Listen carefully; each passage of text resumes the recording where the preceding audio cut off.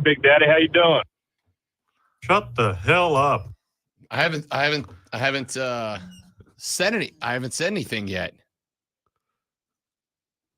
Hey, when the cue goes off, it's time, and you're just over there like moving stuff around. Feng Shui messed up this morning. Is that what it is? I'm off my vibe, bro. I gotta find my vibe, dude. Is there something I need to adjust, like to move a certain way? No, I'm committed to go buying new headphones. Nobody outside of us cares about this. But you still haven't done that yet? No, because I never remember until they're not working, and then I go, oh yeah, that's right. I knew I had something to do this week. Would you like me to? Would you go get me a pair right now? Would you run down to the Wally World right now and pick me up some new cans? Well, I could do that. I mean, that's if that's an actual request, I'm not paying for it. I mean, you want to give me the money, I'll go get it for you right now. I'm not even sure they're open yet. I don't think anybody's open yet, but we are. The show's on. Ladies, gentlemen, boys, girls, welcome in the Rob Brown Show on your radio. It is the Fan Upstate. How do you do, my friends? It is Tuesday morning, bright and early, 6:01 in the a.m., and it is time to rock and roll, my friends. Let's have a little fun on the show this morning. Multiple ways to be on the radio broadcast with us. I do not mind having a club horn in the mix. I don't mind it at all. There's nothing that gets you more hyped than a good club horn. I'm getting really agitated. That's probably a mistake what you just did. Yeah. Because you got violent and it was on camera. Allegedly. It was not on camera. It was. It was not. Well, the sound was. Can't prove it. Can't prove a damn thing. The sound absolutely was. And, punching things, it just doesn't really. I'm about to say bad words about what's about to happen. You're about to have to dump me 3 minutes into the show. That's about what's happening. I can let you use like an old pair of mine, but it doesn't mean that they won't cut. Nah, I'll get it right at some point. I just don't know where that point is. If you don't punch things, I don't know if I want. I didn't punch anything. Dude, that's slanderous is what that is. It sure did look like a punch to me. I got it. Don't move. Yeah, that's not happening. Stay here the whole show. No, you're not. Nobody move. Ladies and gentlemen, welcome in. Great to have you. Happy Tuesday. Hope you had a phenomenal start to the week. You did, unless you're a Pelicans fan. Can I tell you? Or a Lakers fan. I mean, I don't care about them. I care about me. And who's that other team that got swept? I don't think anybody else got swept. Well, that was over the weekend. So. Oh yeah, somebody else. Who was it that got swept? I bleached it from my memory. So that's how unimportant they were. I mean, listen, all the teams that got bounced were all the teams that were expected to have gotten bounced. So we're going chalk so far. I mean, so it's not really that much of a surprise. I don't think it's going to be any shock at all that the first round is going to be exclusively chalk, to be honest with you. Boston's up 3-1. The 1 seed Oklahoma City swept the Pellies last night. The Lakers got gentlemen swept. They got swept up at the playoffs. Done got swept up. They take the gentleman's sweep from the Denver Nuggets. So Denver is moving on at this point. The one thing about that, though, I think every team that's still alive in the playoffs can go, yeah, Denver can be beat. I don't know that that's well, true. The Lakers had them on the ropes every single game and let them back in. I think you're doing what a lot of people are doing, which is underestimating. The Lakers were a good team this year. Everybody wants to play the LeBron's old card as if that makes the whole team. I'm not doing that.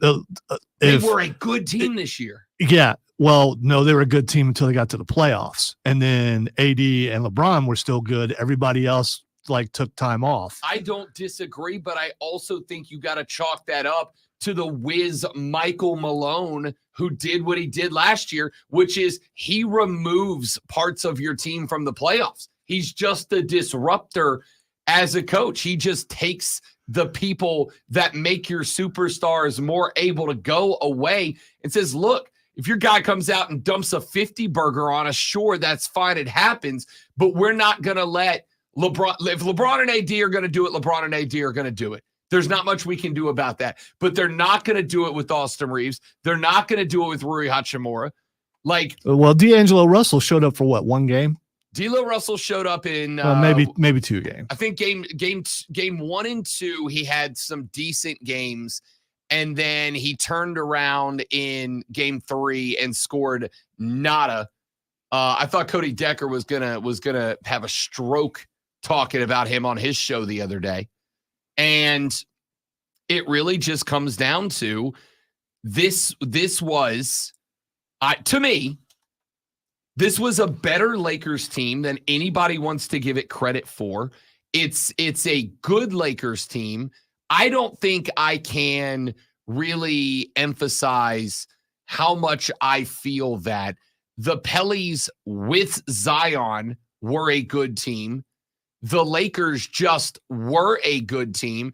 And the reality is the teams that bounced them, OKC and Denver, it turns out are both justifiable 2 and 1 seeds respectively. Well, that's true. My favorite thing on the internet was a picture of Jokic being the last pick in the All-Star game. And if you remember, LeBron couldn't remember his name. He got his name wrong and everything when they were doing the picking thing. I do remember that. And something about a revenge tour. 2 years in a row, they bounced the boys. Yes. And I still disagree. I think Denver is not as strong this year as they were last year. And I am not discounting the fact that the Lakers are still pretty good, but there's some teams out there that are better than the Lakers who can handle Denver, and they're looking at them going, okay, we got this. Rather than going in, oh, that's defending champions, we're in trouble. I'm looking around the West. I think Oklahoma City might have that vibe. Outside of that, who? Outside of that, out of the rest of the West, who else do you think is them? Well, I'm not just talking about the West. I'm talking about everybody. So even if they make it to the championship, some team in the East, whether it's the Celtics or whoever, maybe even the Knicks, who knows, looks and goes, yeah, we can beat that team. See, I think that the Celtics have a shot, except for Kristaps Porzingis got bounced from the game last night. Got a calf injury. I don't know that means anything. We do not know. Maybe he and Zion can rehab together. Why would you do that? Why do you feel the need? Because you started to talk about that, and then we kind of went away from it. I was just trying to help you come back to what you originally wanted to talk about. Let me be abundantly clear. My birds gave up. Like, I got real mad. I don't know if you saw the other day. The joke in the NBA right now is that teams that get bounced, they go to Cancun. We don't say they get bounced from the playoffs anymore. We say they're headed to Cancun. That's the joke that we've all kind of leaned on in the basketball world as of late. The other day, Chuck Barkley was on Inside the NBA on TNT. This was after the game 3 loss. I think after the game 3 loss. And Chuck was like, yeah. Y'all don't even get to go to Cancun. Y'all got to go to Galveston with that dirty ass water you can't swim in. I'm tired of y'all. Y'all gave up. And when I was watching that live, I was like, screw you, Chuck. Who the hell are you, Chuck? I love that he's picked certain regions of the country to just destroy. San Antonio. Because I would never do such a thing ever, So Chuck said, y'all don't even get the ticket to Cancun. Y'all got to go down to Galveston with that dirty ass water where you can't even go swimming. That's what you get for the effort you put in. And after that game, I was like, all right, Chuck, why don't you chill out a little bit, dude? Why don't you relax? Maybe pump the brakes for a second, Chuck. And then wait, that's your guy though. I love that's Chuck. Your guy. So he's your guy unless he's cracking on your guys. I'm just gonna slap the hell out of him right on the spot. I love Chuck, but Chuck was right. Chuck was right. My team quit.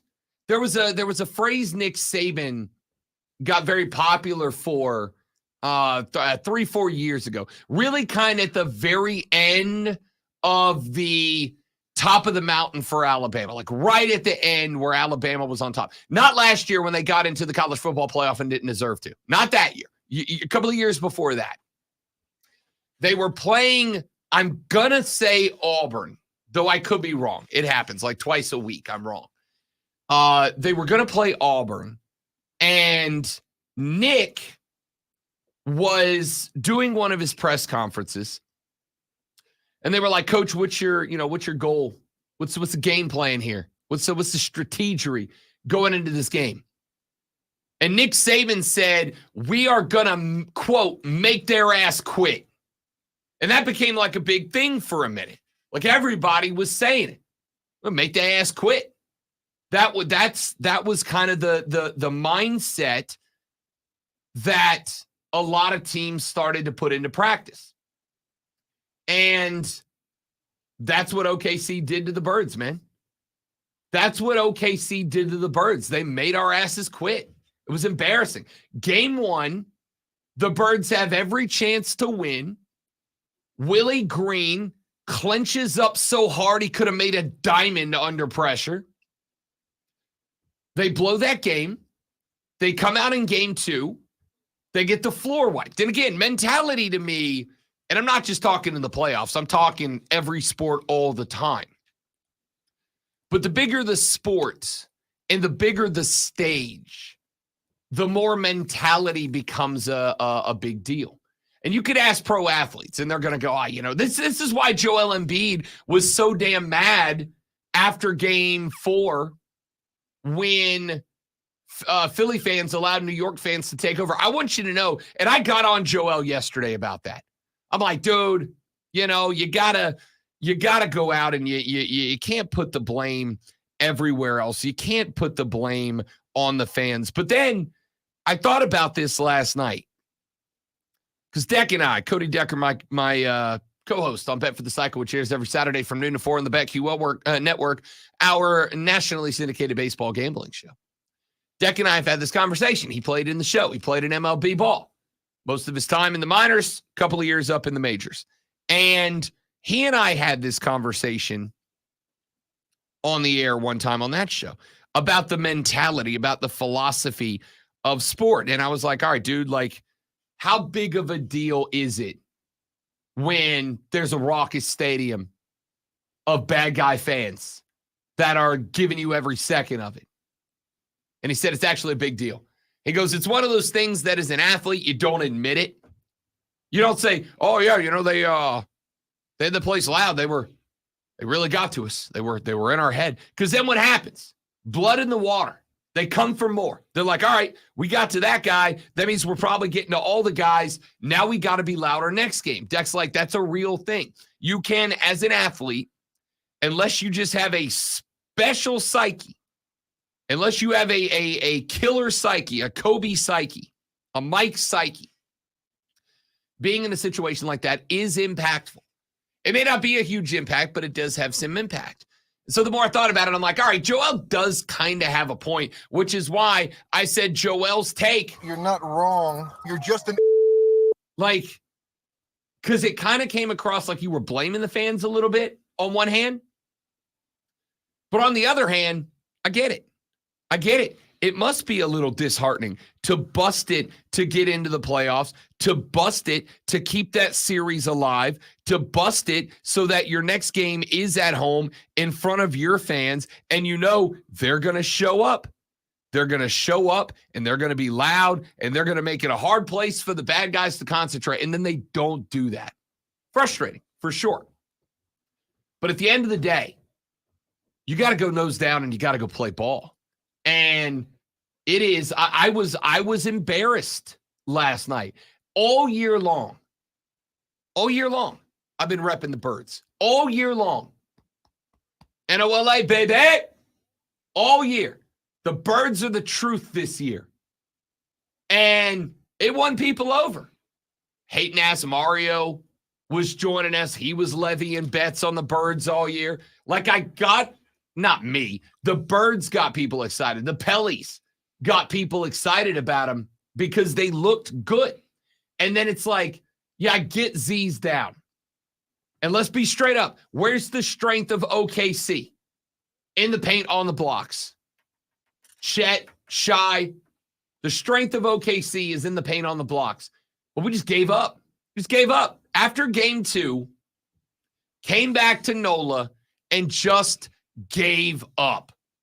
It was the first time in a minute that I've been embarrassed specifically about this team. The Saints gave me a lot of reasons to be embarrassed this year.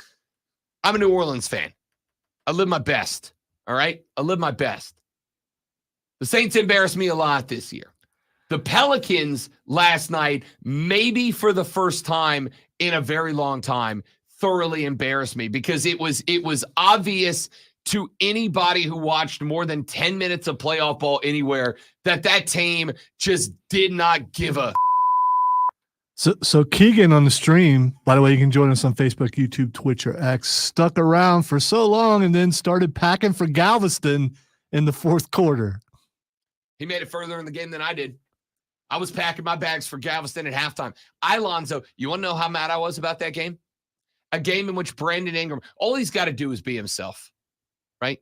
All he's got to do is be himself. Just go get me the 21 you've averaged all year, and you got a shot. Brandon Ingram finished the first half with 4 points on 1 of 7 shooting and 0 of 2 from the arc. You want to know what he finished the game with? 8 points. 8 points. This is why I am at the point where I'm like, that guy's not a superstar, and New Orleans fans have to stop referring to him as if he is. Because if Brandon Ingram is just himself last night, it's a totally different game. But he just faded. CJ McCollum, under pressure, just fades. New Orleans has built a spectacular regular season roster in a Houston Astros sign indicator caliber playoff roster. A trash can. It's a trash can of a playoff roster. And last night showed it. And as I texted Keegan last night when we were talking about it, how am I supposed to get excited about next year? Even if Zion comes back. Now, I've made the argument. With Z, they win game 1. It's a completely different mentality in game 2.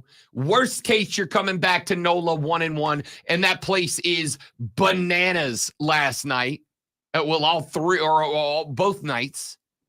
With Z, you win game 1. It's a totally different mentality. And now, with a steal of home court advantage, you got a shot. Without Z, it's like, oh, well, we gave it everything we had back in game number 1. We gave it all we had in game 1, and it wasn't good enough. So let's just go ahead and get ready for Cancun or Galveston. Also, I don't know if you saw it. Beyonce's mom, who is from Galveston, apparently, got real upset with Chuck for pooping on Galveston, and she went off against him. Chuck apologized for that reference and then immediately said Galveston was dirty again. Immediately. He was like, sorry, Miss Beyonce's mom. I apologize. I didn't mean to insult you. Also, Galveston got some dirty ass water. It's a gross place. So when you and Keegan get there, you probably should avoid the beach. I'm just saying. I ain't going to Galveston. We don't even deserve Galveston. We don't. All right. That was trash. I've never been so upset. I've been that upset many times. It's a bummer when your team quits. You were that upset this morning with your headphones. No, so. I was angry. It's okay. Different. All right. It's a bummer when your team quits, man. It's the worst. Back after this on the Rob Brown Show in the Fan Upstate.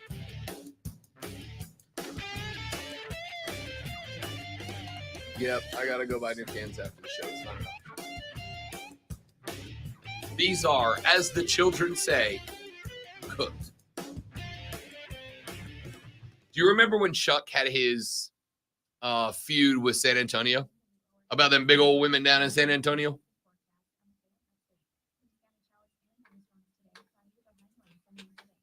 My favorite one ever was after he did a segment on it. The producer of the game clearly knew. He sent the camera to the stands, and they found a row of very attractive, let's say very well-endowed women all wearing San Antonio Spurs shirts. And they brought Chuck into the game to comment on it. And he was like, don't lie. Ain't no women like that in San Antonio. Y'all flew them in from Dallas. Don't lie. And it was the best little comeback.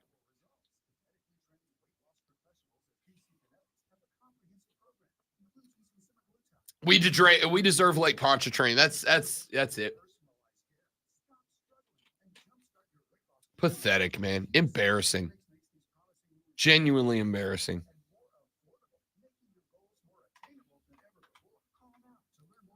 There's always next year. Why am I going to get excited about next year? Well, What? Like what?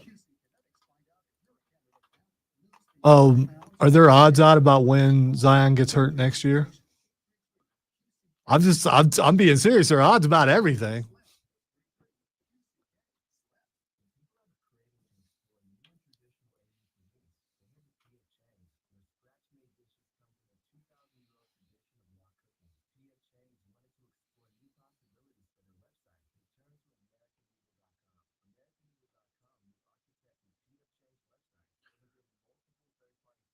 You know, I've seen that a bunch, Jesse, and I don't know what Rob thinks about it, but I don't think the weight is the problem. It is. He doesn't look fat. Because after the play-in tournament, he dropped about 22 pounds and got absolutely ripped. And the injury he got, like a hamstring injury happens to anybody. It just happened to Kristaps Porzingis. I can bench press Kristaps Porzingis.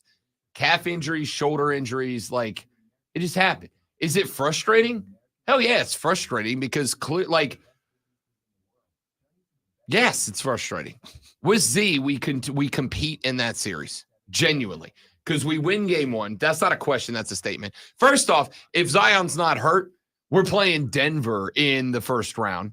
And I don't know that we can win that series. Scratch that. We can't win that series even with Zion, which is why I said going in, if you're New Orleans or LA, do you tank game one and go win game two so you don't have to face Denver in round one? Like, that wasn't a joke. And you see why now. Of course, it wouldn't have mattered. I think the Lakers theoretically could have competed with Oklahoma City better than we did.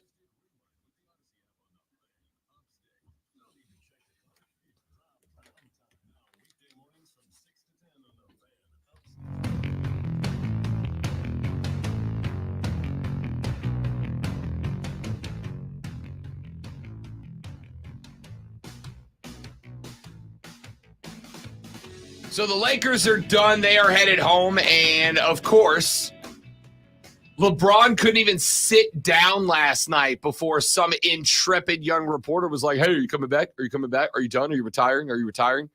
I swear, I wish that I had the passion about anything that some of y'all have about not having to watch LeBron James play basketball anymore. I wish I had the fervor about anything that some of y'all have about getting LeBron out of the league. It's unreal. It's unreal.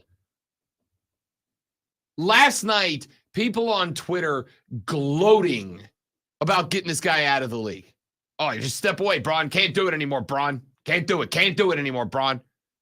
Bron and AD were the only reason the Lakers gave themselves a shot in a couple of those games. And again, I am full faith in on Denver at this point. Lonzo was talking in the last segment about how the Lakers just showed the rest of the league that Denver is vulnerable. I actually kind of disagree a little bit. I think you're to some degree underappreciating how good the Lakers were this year, A, and B, falling for what the Nuggets did all this year, all last year, which is they just lull you to sleep and then maul you when it's game time, like they did last night. All right, Keegan on the stream has a great question. Is this the official changing of the guard? No Steph, no Bron, no KD. I think to some degree. So who's the star now? I think Shai's in that mix. I think you could make an argument that the back court of Boston is in that mix. Jason and Jalen. Although Derek White was a star last night. Derek White was a stud last night. Here's the thing that I'm not calling out Keegan on this per se, though it did trigger me into this conversation that I didn't think we were going to have today. Would you like me to create a safe space? Yes, if you don't mind. I am currently #triggered. So that's a conversation that we see pop up all the time. It's the changing of the guard, this guard, that guard, this era, that era. And I understand it. And still LeBron won't go away. So they can crown the next best in the league. He just still keeps coming back year after year. I think that there's two parts to this conversation. The first part of the conversation is you don't have to like it.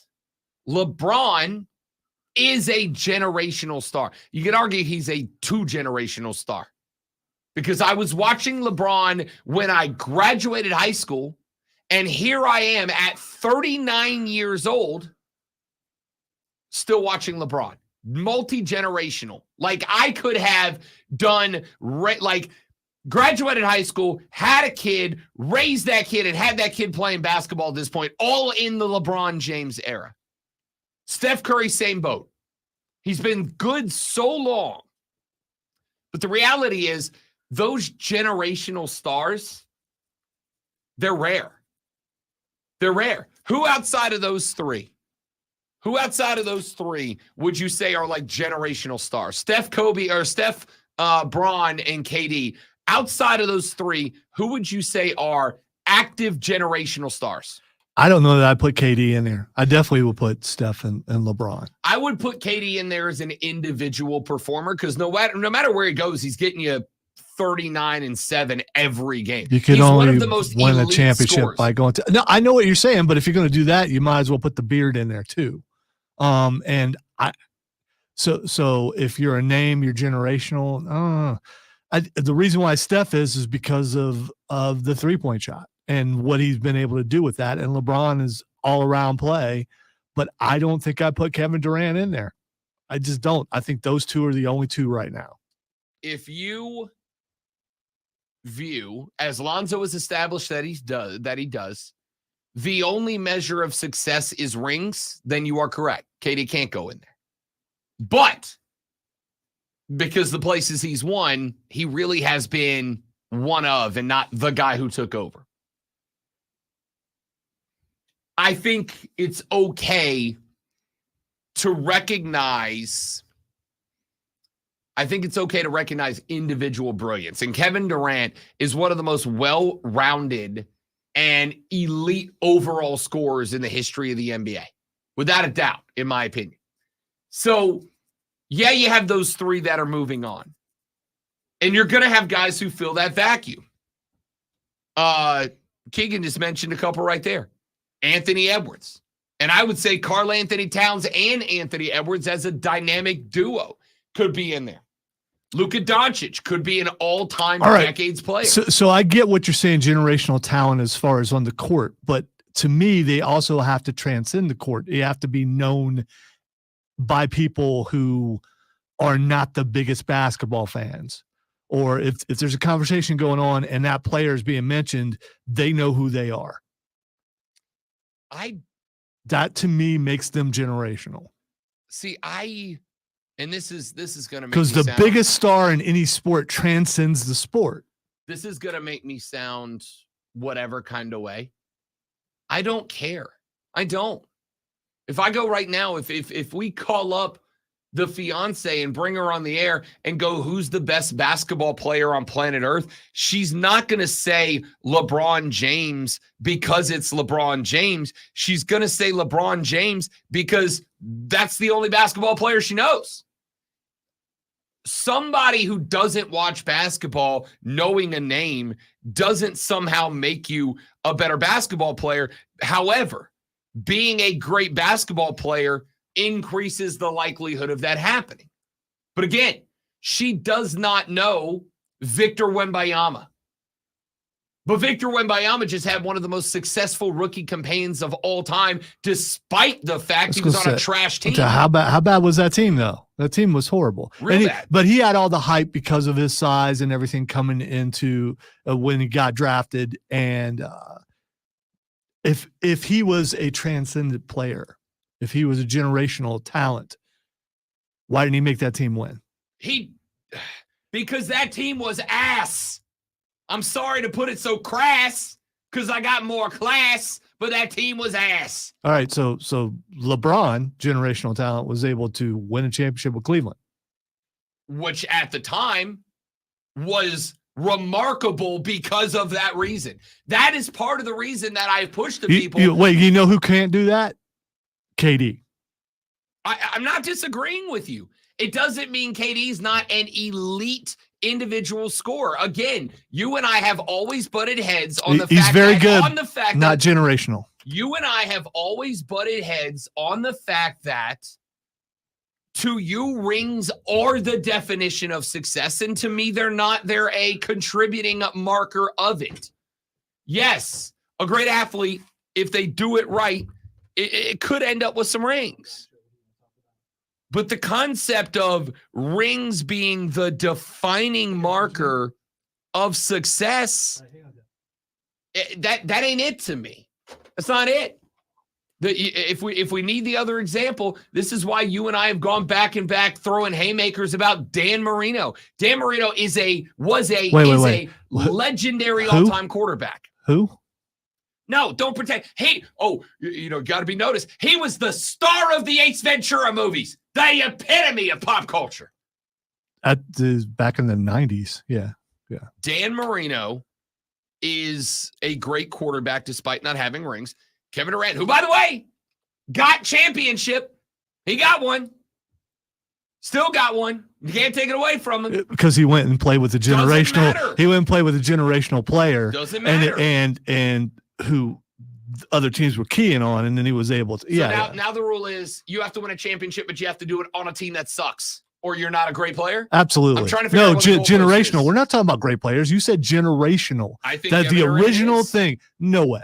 I absolutely do. No way. I think Kevin Durant is one of the greatest elite scorers we have ever seen in the NBA.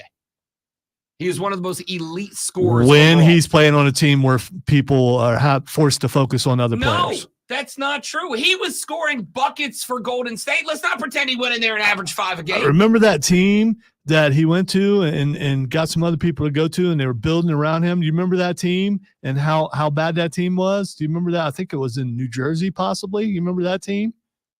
Dude, there were a lot of problems in New Jersey that weren't Kevin Durant, dude. Like a lot of problems with the Nets that weren't Kevin Durant. Let me get Dale in here real quick before we take a break. I know we're a little bit behind, but Dale is taking the time out of his morning to jump on the air. What's up, Dale? Morning, Rob. I got to correct the great one. He said LeBron finally won Cleveland the championship set, but that wasn't until he jumped ship, went and joined Dwayne Wade and Chris Bosh in Miami. And let's not mention the fact that they did lose that first trip with Miami against Dallas. The dirt fading off of 1 foot for, I don't know, however many times a game, and get locked down by Sean Marion. Sean Marion! First of all, stop dissing Sean Marion. Sean Marion had a chance to be a generational player, but, his career was cut short. And if you're going to give KD all this junk for jumping ship from OKC and go to Golden State, you kind of have to do the same thing with LeBron. Do you hate LeBron, Kevin? Dale? Huh? Do you hate LeBron, yeah, Dale? Whoa. I am not as big as LeBron supporter, no. Okay. I kind of felt that. Hold on. I will recognize the athleticism. Okay? I will give him that. The longevity, I will, okay, maybe, because he does sit out a lot of games. He doesn't play very many complete seasons. Okay? But if you want to talk about greatness, right? Rings are important. Clutch moments, I believe, are very important. And LeBron has a tendency to not be there in the finals. A losing record states that. I get it, Dale. Appreciate it, bro. Good call. Thank you very much. And thanks for letting me walk down the Sean Marion memory loop. By the way, really quick, as we go to break, I would guess, and I don't know this for sure, that if you count all the minutes that LeBron plays in the games that he does play in, that they balance out in a way that makes it look like he played the entire season compared to other players. Listen, I think that this is where we get into a whole different conversation about load management, something that I very much am in favor of because it makes sense, as opposed to, I don't like it, which I think is the argument against it. We'll talk more about this. I don't think we're done with this. Back after this on the Rob Brown Show on the Fan Upstate. He's up. He's doing that stuff. He's awake and doing that stuff. Doing what? I think we get. I think we get some bubble right there. I don't think I so. think we get some bubble. I don't think so. All right. Well, then hang that one on me. You already, yeah, but Hang I'll that one on me. still get in trouble.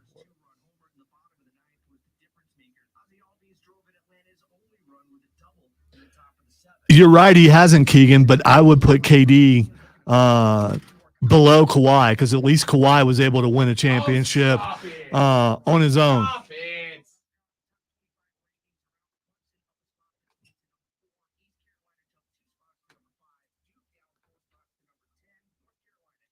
Everybody's so angry this morning. I don't know why.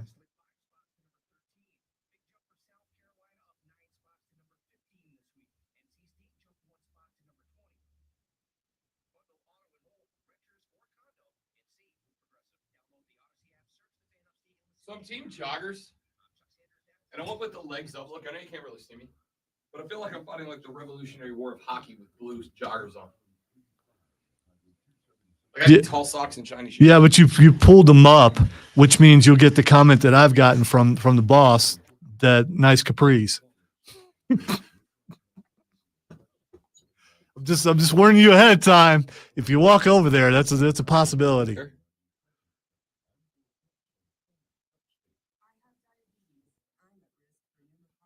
You know, the people who hate LeBron, they just have this tone, this tinge to their voice when they're talking about him. I think his point was valid. Like, If you were gonna crack on Kevin Durant for joining teams, LeBron's couple of titles came. I'm doing that thing that Rob taught me. Team. Rob taught me to go and be sarcastic with it. I'm trying to put that in my vocabulary. I mean, listen. That's something you do. Dude was a hater. Come on. Dude was and his hate was as Keegan pointed out, his hate was so strong that he had to call. But does it make him wrong? Yeah. Is he wrong? Yeah, he's wrong. No, he's not. He's absolutely wrong. No, he's not. Yeah, he's wrong. KD is not as good as you say he is. He's a good player, sometimes a great player. He's not generational though. It really comes down to that word. You use the word generational and he's not. I disagree. I think we'll be talking about Kevin Durant for a very, very long time. Which team is he on now and didn't win? Which team is he on now and didn't win? Scored a lot of points. The team didn't win. Which is the same thing you say about Kevin the beard. Durant, the only person responsible for a team winning or losing. This is why rings are a bad marker of success. I don't understand your argument, but I'm not very smart. So yes, you are. You know what a team is. I know that for a fact. Sometimes. Sometimes I do, and sometimes it feels like I'm alone. Why you put your headphones on? It ain't time for headphones yet, and yours don't work anyway. They do. That's shut up. And he put his headphones on. Hold the wire in just the right spot.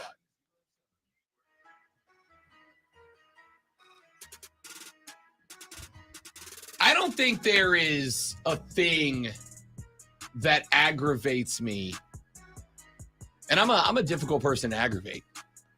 Really? Yeah. You think so? I'm a high patience guy. I can prove otherwise. Very high patience guy. I don't think there is anything that aggravates me quite as much, and it is unfortunate as people who think that rings are the ultimate and sometimes only marker of the success and failure of somebody's career. Like, are they a marker? Yeah, absolutely, and for sure. Are they the ultimate marker? Are they the only marker? No, I don't think so. I don't think so. Well, because you're allowed to change the narrative, which is what you're doing now, because we were talking about. You said generational. You said generational, and Kevin Durant is not generational. Correct, but then your biggest argument against him being generational is, well, he got 2 rings, but he had to join Steph to do it. Like, yeah. LeBron's got 4, and he had to join Bosh and Wade for 2 of them. No, they joined him. I mean, come on. Yes, Let's get it straight. You remember when Dwayne Wade switched teams? Oh wait, he didn't do that. Well, he was going to leave the team, and then LeBron came, and so he joined him. So yes. he was. So Dwayne Wade and Chris Bosh actually followed LeBron to Miami, a place that Dwayne Wade already was. Yes. Yeah. Okay. That checks out. That's perfect case. That's a good point, James. Robert Ory. is the GOAT for winning so many championships. Robert Horry is one of the most clutch players in the history. Is he of the NBA. generational? No. Because of his longevity and the No. fact that he was able to play on so many First championship off, teams? He did not have the longevity of Kevin Durant, who has been in the league since 2007. Well, he's been hurt a bunch too. Kevin Durant has. So's LeBron. He's been in the league since 2007. Not as much as Kevin Durant, though, as far as injuries go. Listen, he is a 6'9" power forward who has won the NBA's scoring championship 4 times. He is a merc. 4. He's a merc, and where's he going next year? Dude, He doesn't get the hate that LeBron gets, even though he's team jumping all over the place. LeBron went to the Lakers. Yeah. When they were good. If KD's a merc, LeBron's a merc. Yeah. Okay, then say that. I did. Like you've been you have been using he's a mercenary as an argument against Kevin Durant, but then just letting LeBron's get. And All right. guy, you make me sound like I hate LeBron. Yeah, and I love LeBron. no, you make you sound that way. And here's the thing, KD is well, he's taller than what you said. He's and 6'9". Yeah, well, the stream begs to differ. He is closer to 7 foot because a lot of people have talked about how good he can shoot at 7 foot. Like 10 years ago, he's fallen off, of course. But what team's he playing with? Is he going to be your guy in New Orleans next year? I would take Durant today. I thought you said yesterday you wouldn't. I could be recalling incorrectly. I'm older. So. I would take Durant today because what did that team miss in this series? A scorer who takes over games. It was supposed to be Brandon Ingram. He gave me 8 last night. To Brandon Ingram, who was a Lakers reject, by the way. No, he was not a Lakers reject. He was a Lakers casualty because LeBron James decided, I want to win. I'm going to go to LA. I thought that he was part of the trade for AD.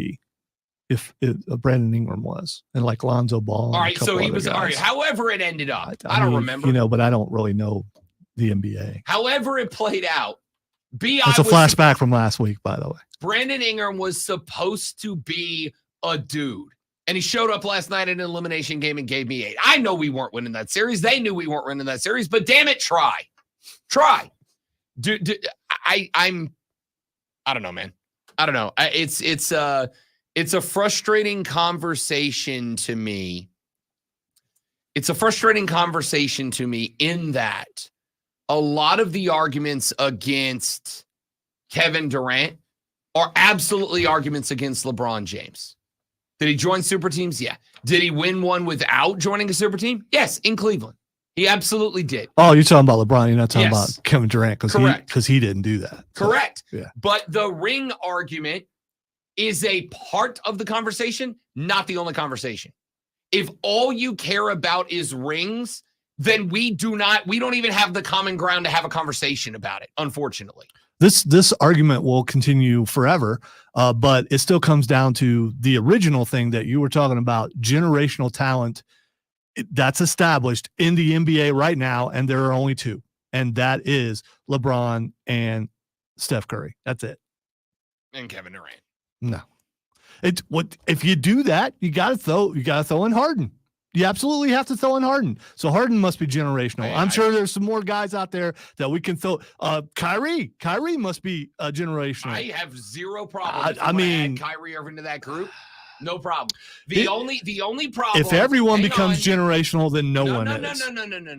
There's a reason I don't put Kyrie and James Harden.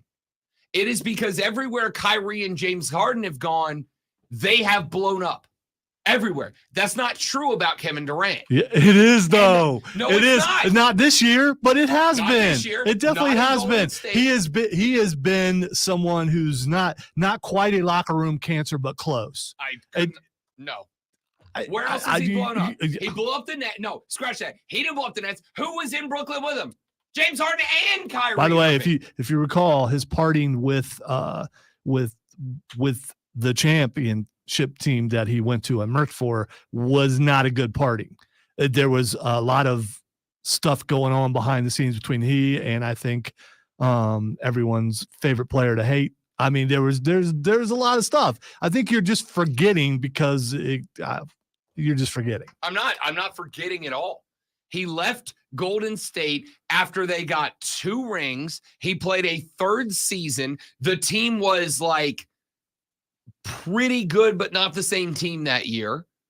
And I think they got to the point where they were like, all right, we got what we need to get, and there ain't enough points to go around. That's not on Kevin Durant.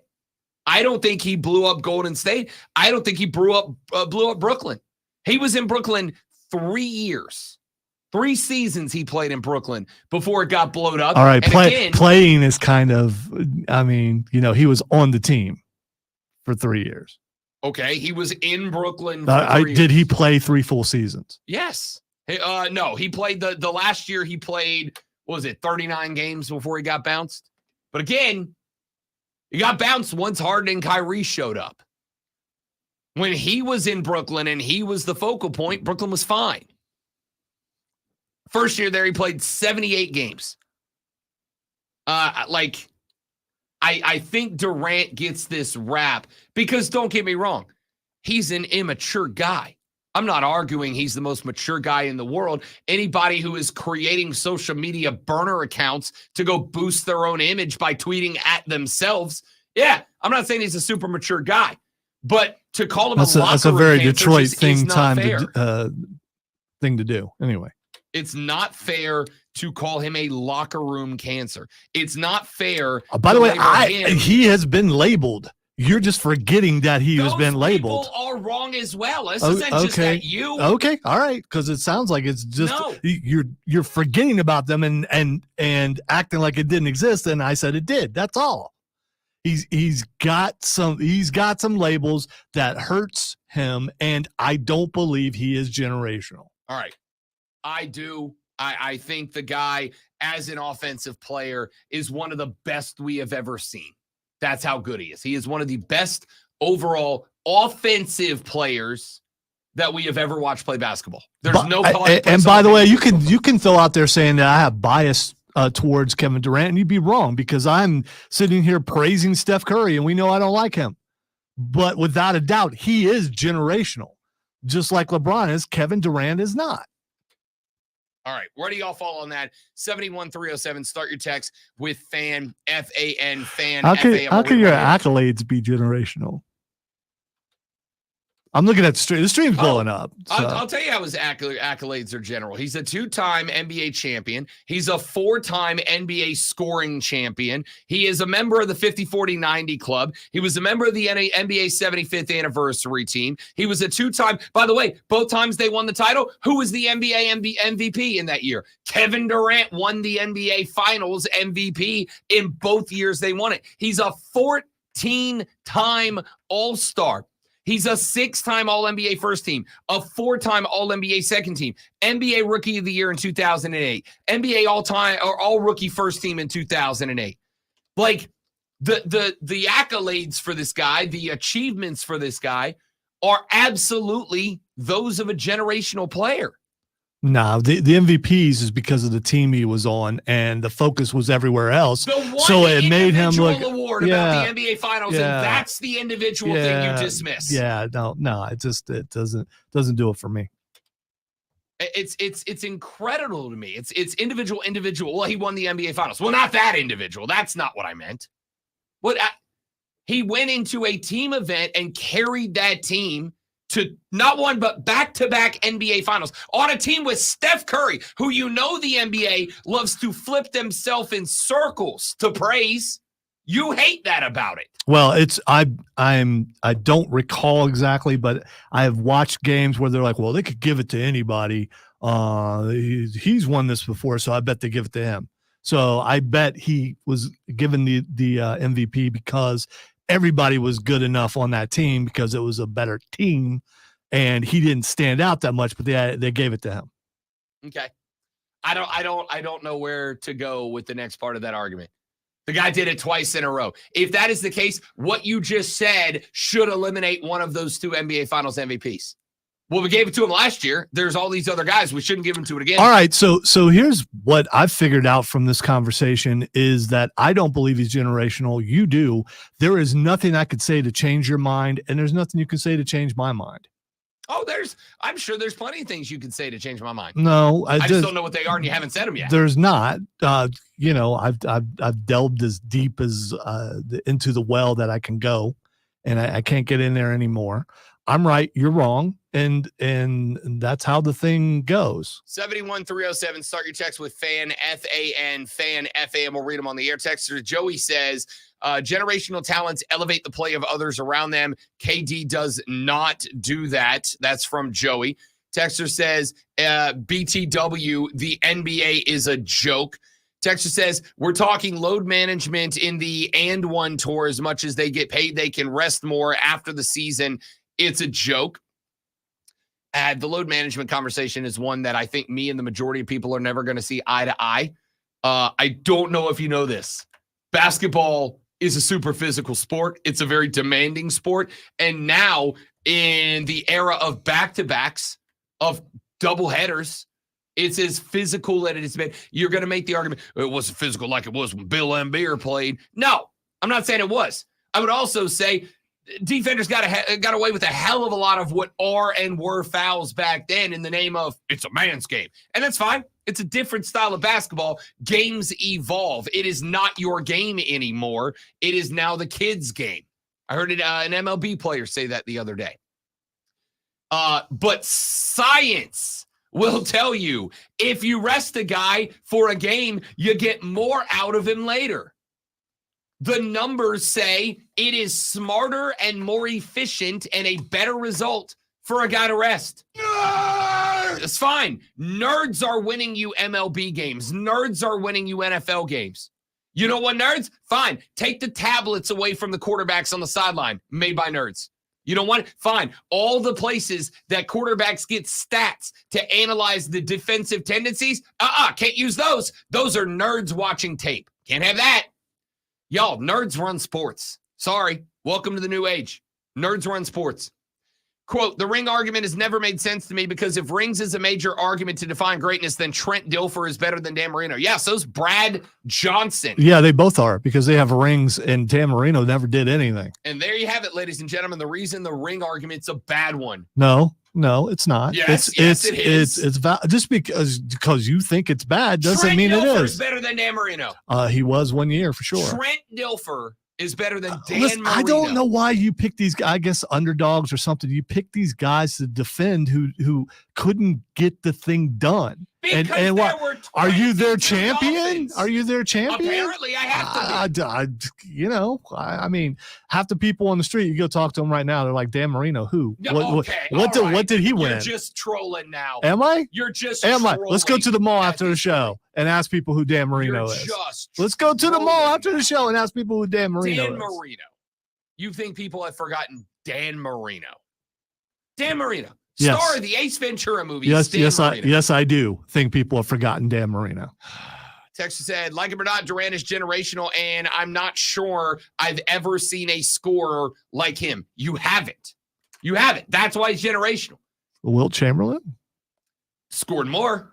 Could not score like Kevin Durant can score. So he scored more, but it wasn't as pretty. If you drop Wilt Chamberlain in today's NBA, he is not scoring a billion points. Dude, you hate those arguments. Why are you bringing that up? I don't hate those arguments when those arguments are justified and valid. Or when you make them. Okay, that's fine.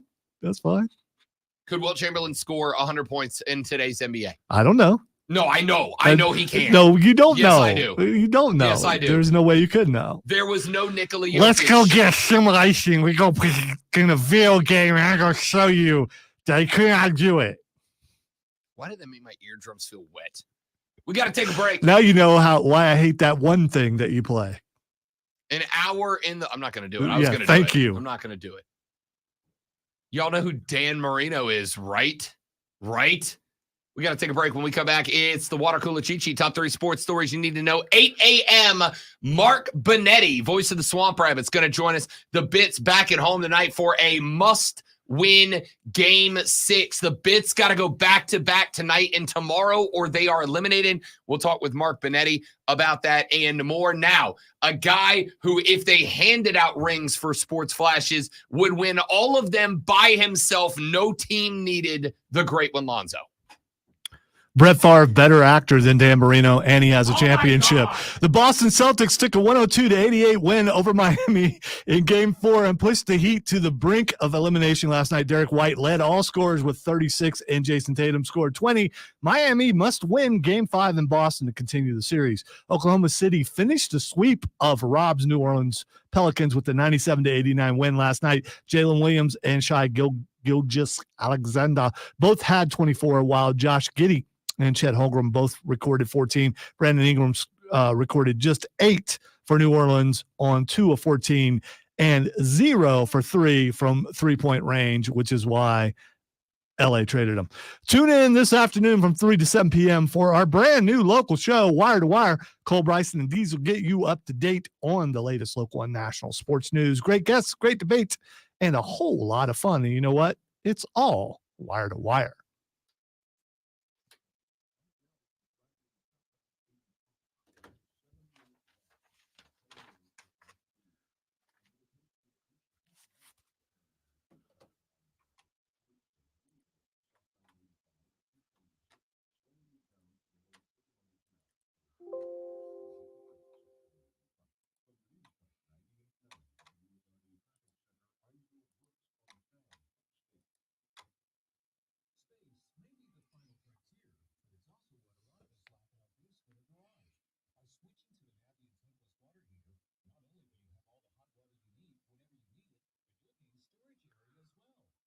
No, Aaron Rodgers wouldn't throw the tablet. Tom Brady would and did. I wonder if he'll do that when he's in the booth.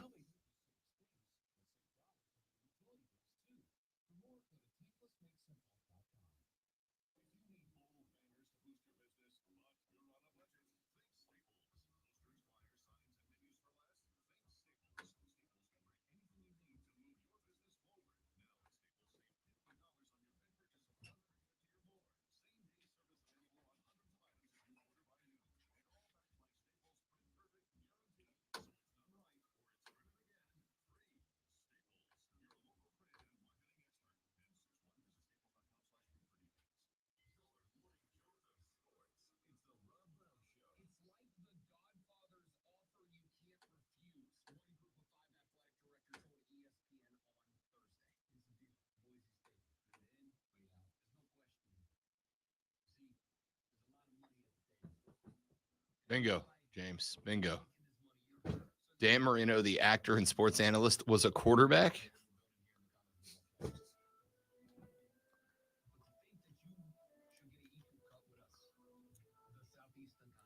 As was Joe Montana, noted Sketcher spokesperson, also played quarterback. He also is very good at pushing the arthritis cream. He really is. Yeah, it made me think, if it's good for Do Joe. I have arthritis now? Yeah, well, I know I do. I've had it forever, so I should go try it since Joe said, all those rings can't be wrong. The arthritis must, be taken care of.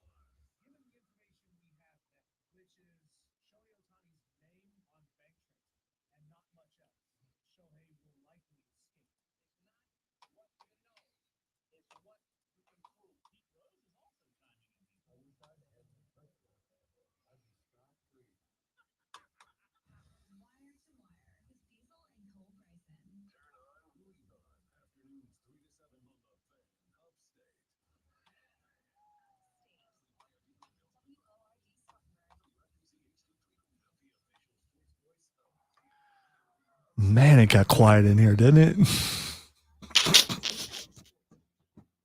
QC in the first break. 10-4.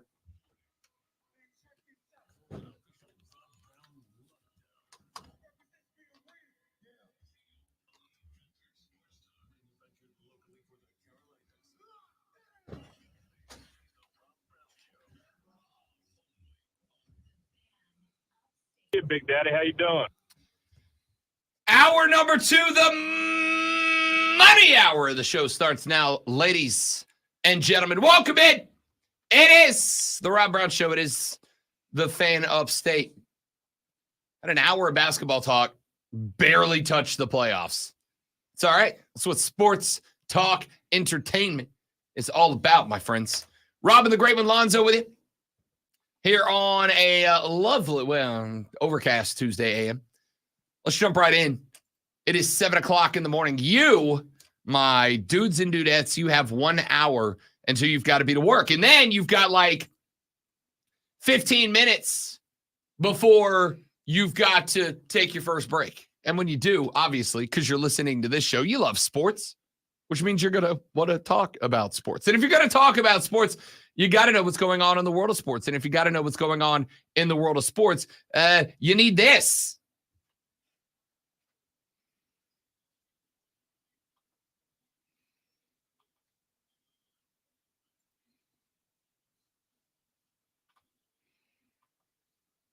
You must chill.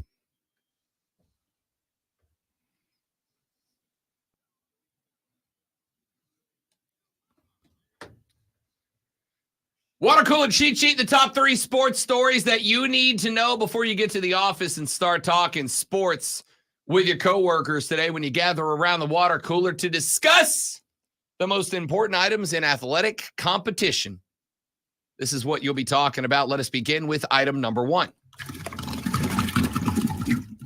The Pelicans lose 89-97. They're out of the playoffs. The Celtics get a 102-88 win over Miami last night. Boston takes a 3-1 series as they head back to Beantown for what could prove to be a decisive game number 5. The Heat pushed to the brink of elimination, which without playoff Jimmy is really no surprise at all.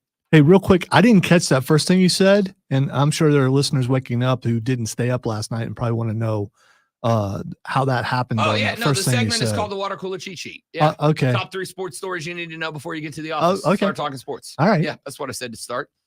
38 points for Derek White last night on 15 of 26 from the floor, 8 of 15 from range. We talked about this being the Tatum and Brown show, but Derek White looks like he might be the reason the Celtics actually get over the hump this time around. Miami on the flip side, 25 out of Bam Adebayo, 19 for Tyler Hero, 18 for Caleb Martin. The Heat shot just shy of 41%, 28% from 3. Only went to the stripe a dozen times in this contest, knocked down 9 of them, 13 turnovers in this game for Miami. But all it comes down to, I don't think there's much deeper analysis than this.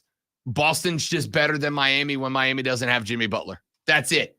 I appreciate the Heat culture comments. I understand Espo is a great head coach. The reality is Boston is just better. The gentleman's sweep completed by the Denver Nuggets, 108-106 winners last night over the Los Angeles Lakers. LeBron, AD, and the gang will be headed back to the house to pack their bags for that Cancun trip. Jamal Murray. They're actually getting ready for the Olympics. Well, there's that too. So it's Paris, right? So they're getting ready for Paris. That is correct. Jamal Murray was dealing with a strained left calf. Management, in what is the best argument against load management that any of you have, management proposed him sitting out last night because of that strained left calf. Let's say, hey, let's let you go. Let's let you get some sleep during game 4. Let's get you back to Denver. We'll still have him on the brink of elimination. Jamal said no. Nope. He lobbied to play. He pushed them to play. He asked them to play. He said the team said no, and I just kept going to prove I could do it. He said, quote, I'm glad they listened to me, and I listened to my body and just trusting me with it.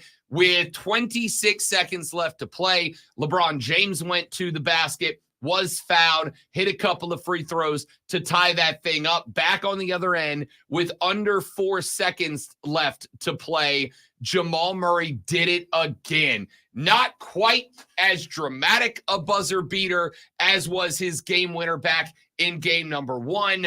Still a dramatic outcome.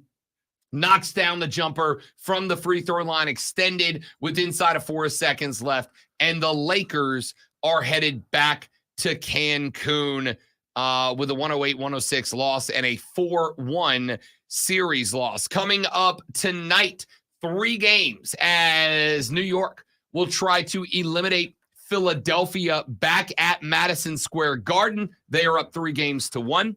Magic Cavs. Maybe the most interesting series that nobody's talking about. This series is tied at 2 games apiece. In Cleveland took 2, and they were both blowouts. In Orlando took 2, and they were both blowouts. 4 games, 2-2. All 4 games have been blowouts. Now we head back to Cleveland and Rocket Mortgage Fieldhouse for game 5. Are these 2 mediocre teams fighting it out and going to lose, be swept in the next round? I honestly don't know.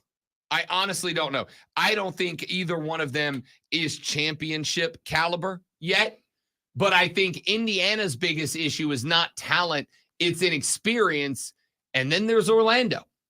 Paulo Banchero had like 12 points in the first 2 games, and in the second 2 games, he was going off for 30 plus. I actually like this team because for all of the discussion about Heat culture, I think there is a Magic culture right now. The young guys down in Mickey World have built something. They have got themselves a squad that just they don't stop fighting. I love this team. And finally, Pacers, Bucks. Indiana wins this series 3-1 tonight. Still waiting on word if Dame Lillard is going to be on his way back, as it appears that Giannis Antetokounmpo will not be able to play in the first round unless it goes all the way to 7. He was expected to just miss a couple of games early in the series. He has not made it back yet, and from what I understand, he may not at all. Let's go to item number 2. The Battle of the Sunshine State in the National Hockey League has come to its conclusion. The Florida Panthers get a 6-1 win and complete the gentleman's sweep of the Tampa Lightning last night, 4-1 in that one. Florida opened the scoring. Carter Verhaeghe knocked in a goal just 45 seconds into the game. Alexander Burkhoff got a second one to double up the lead at 12:38. Just about a minute later, Victor Hedman scored to keep Florida alive. The third period belonged to the Cats. Barkov ended up scoring his second. Evan Rodriguez got his first. That made it 4-1. Tampa at that point had no choice but to go open net, and Florida feasted. Verhaeghe got his second on an empty net, and Nico Mikkola scored an empty netter with 1 minute and 10 seconds left to play in the game. That was your 6-1 total in that one. Florida was just a better team. Florida was just a better team, top to bottom. There's no roundabout way. Matthew Tkachuk, by the way, did have a couple of helpers in this game as well. So that one has come to its relatively boring conclusion. The other series going on last night, not as boring at all. 4-2 winners were the Dallas Stars, and they tied their first round series up with the Vegas Golden Knights at 2 games apiece. Michael Amadio scored first for Vegas with just about 14 and a half minutes gone in the first period. Evgeny Dadonov scored 17:52 about 3 minutes later. Jack Eichel knocked in his third goal of the playoffs. 3 minutes played into the second period. Wyatt Johnston, Ty Dellandrea, and Rupe Hintz all scored. Hence's was against the empty net with a minute and a half left to play. That created the difference 4-2, and Vegas pushes on to Dallas pushes Vegas to the 2-2 tie. Let us get now to what is going to be an extended item number 3. ESPN is reporting that the administration of most of college football's power players, we are talking the NCAA, we are talking the power conferences, apparently they are getting very close to settling an antitrust lawsuit that has been brought against them by a platoon of former athletes. The NCAA and its power conferences are defendants, in the class action lawsuit House versus NCAA. It is a lawsuit that argues the association is breaking federal law by placing any restrictions on how athletes make money from selling the rights to their name, image, or likeness. The case is scheduled to go to court in January of 2025.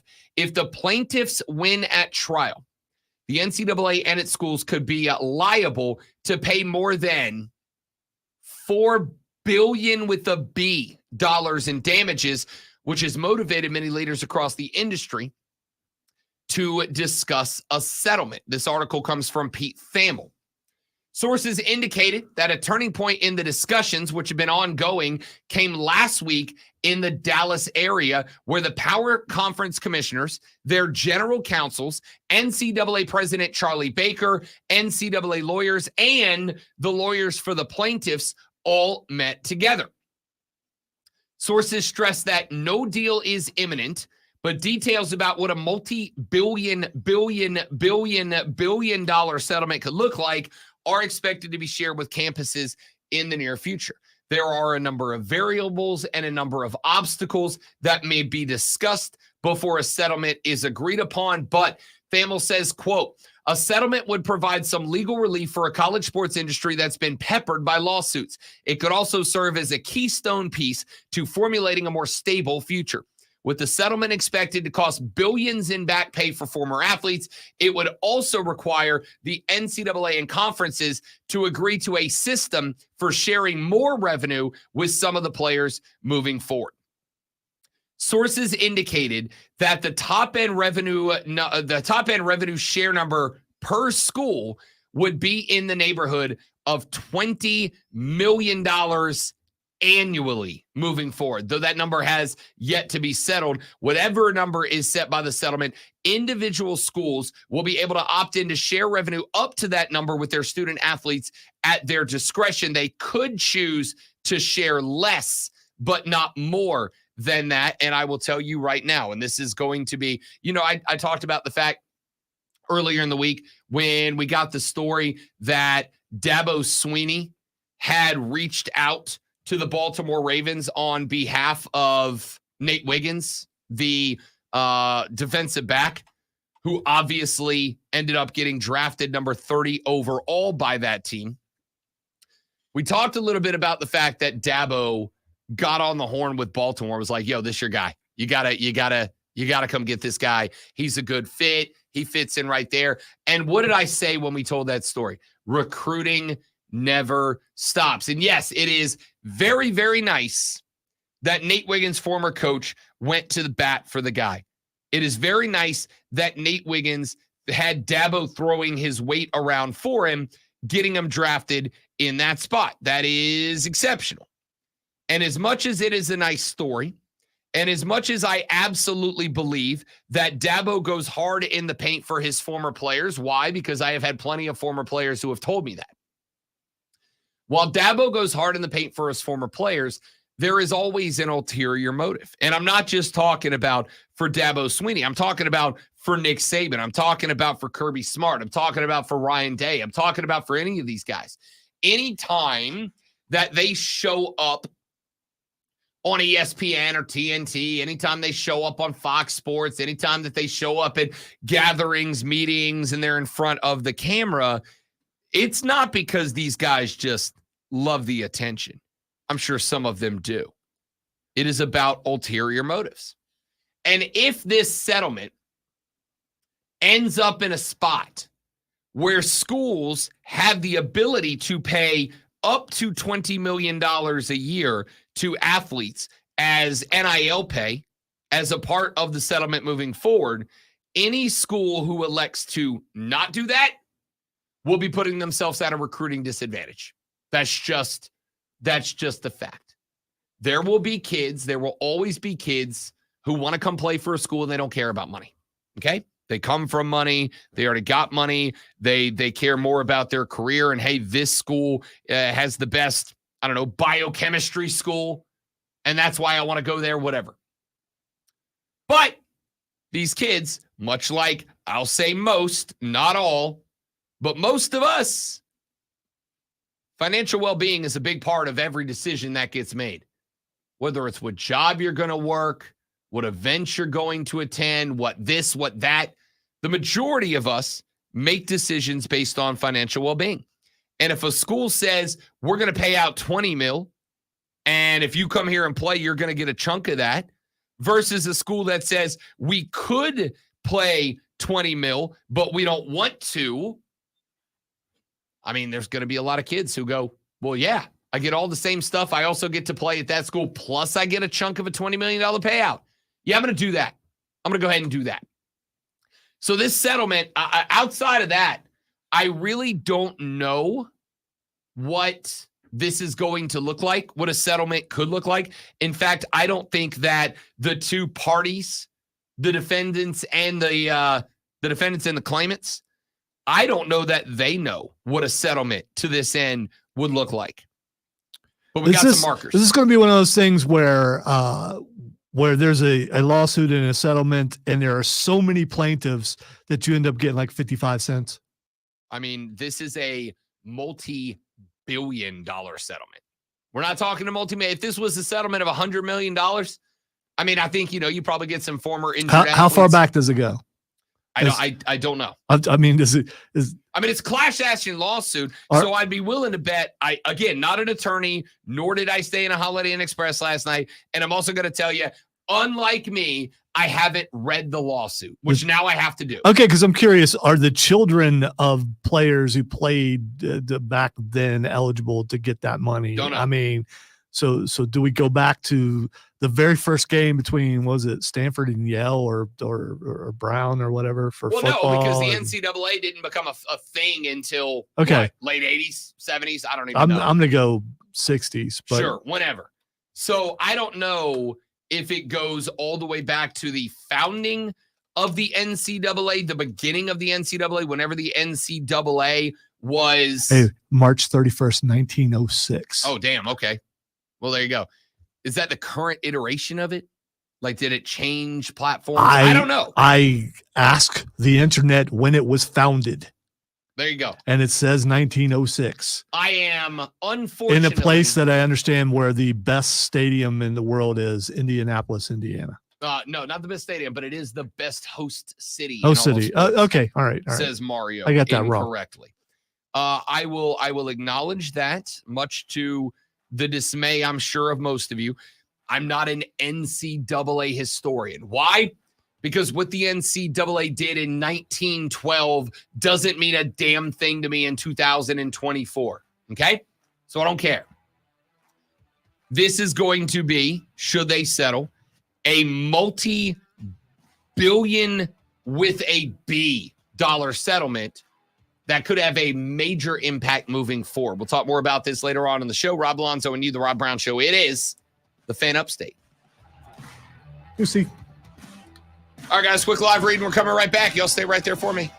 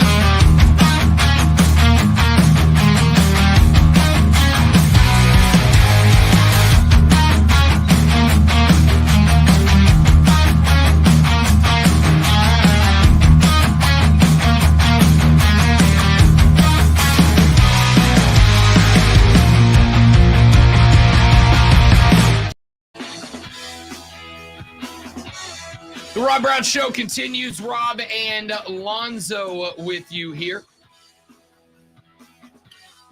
This potential settlement that the NCAA may reach in the federal antitrust lawsuit, that would be a settlement of multi-billion dollars. If the plaintiffs win at trial, they could be liable for more than $4 billion.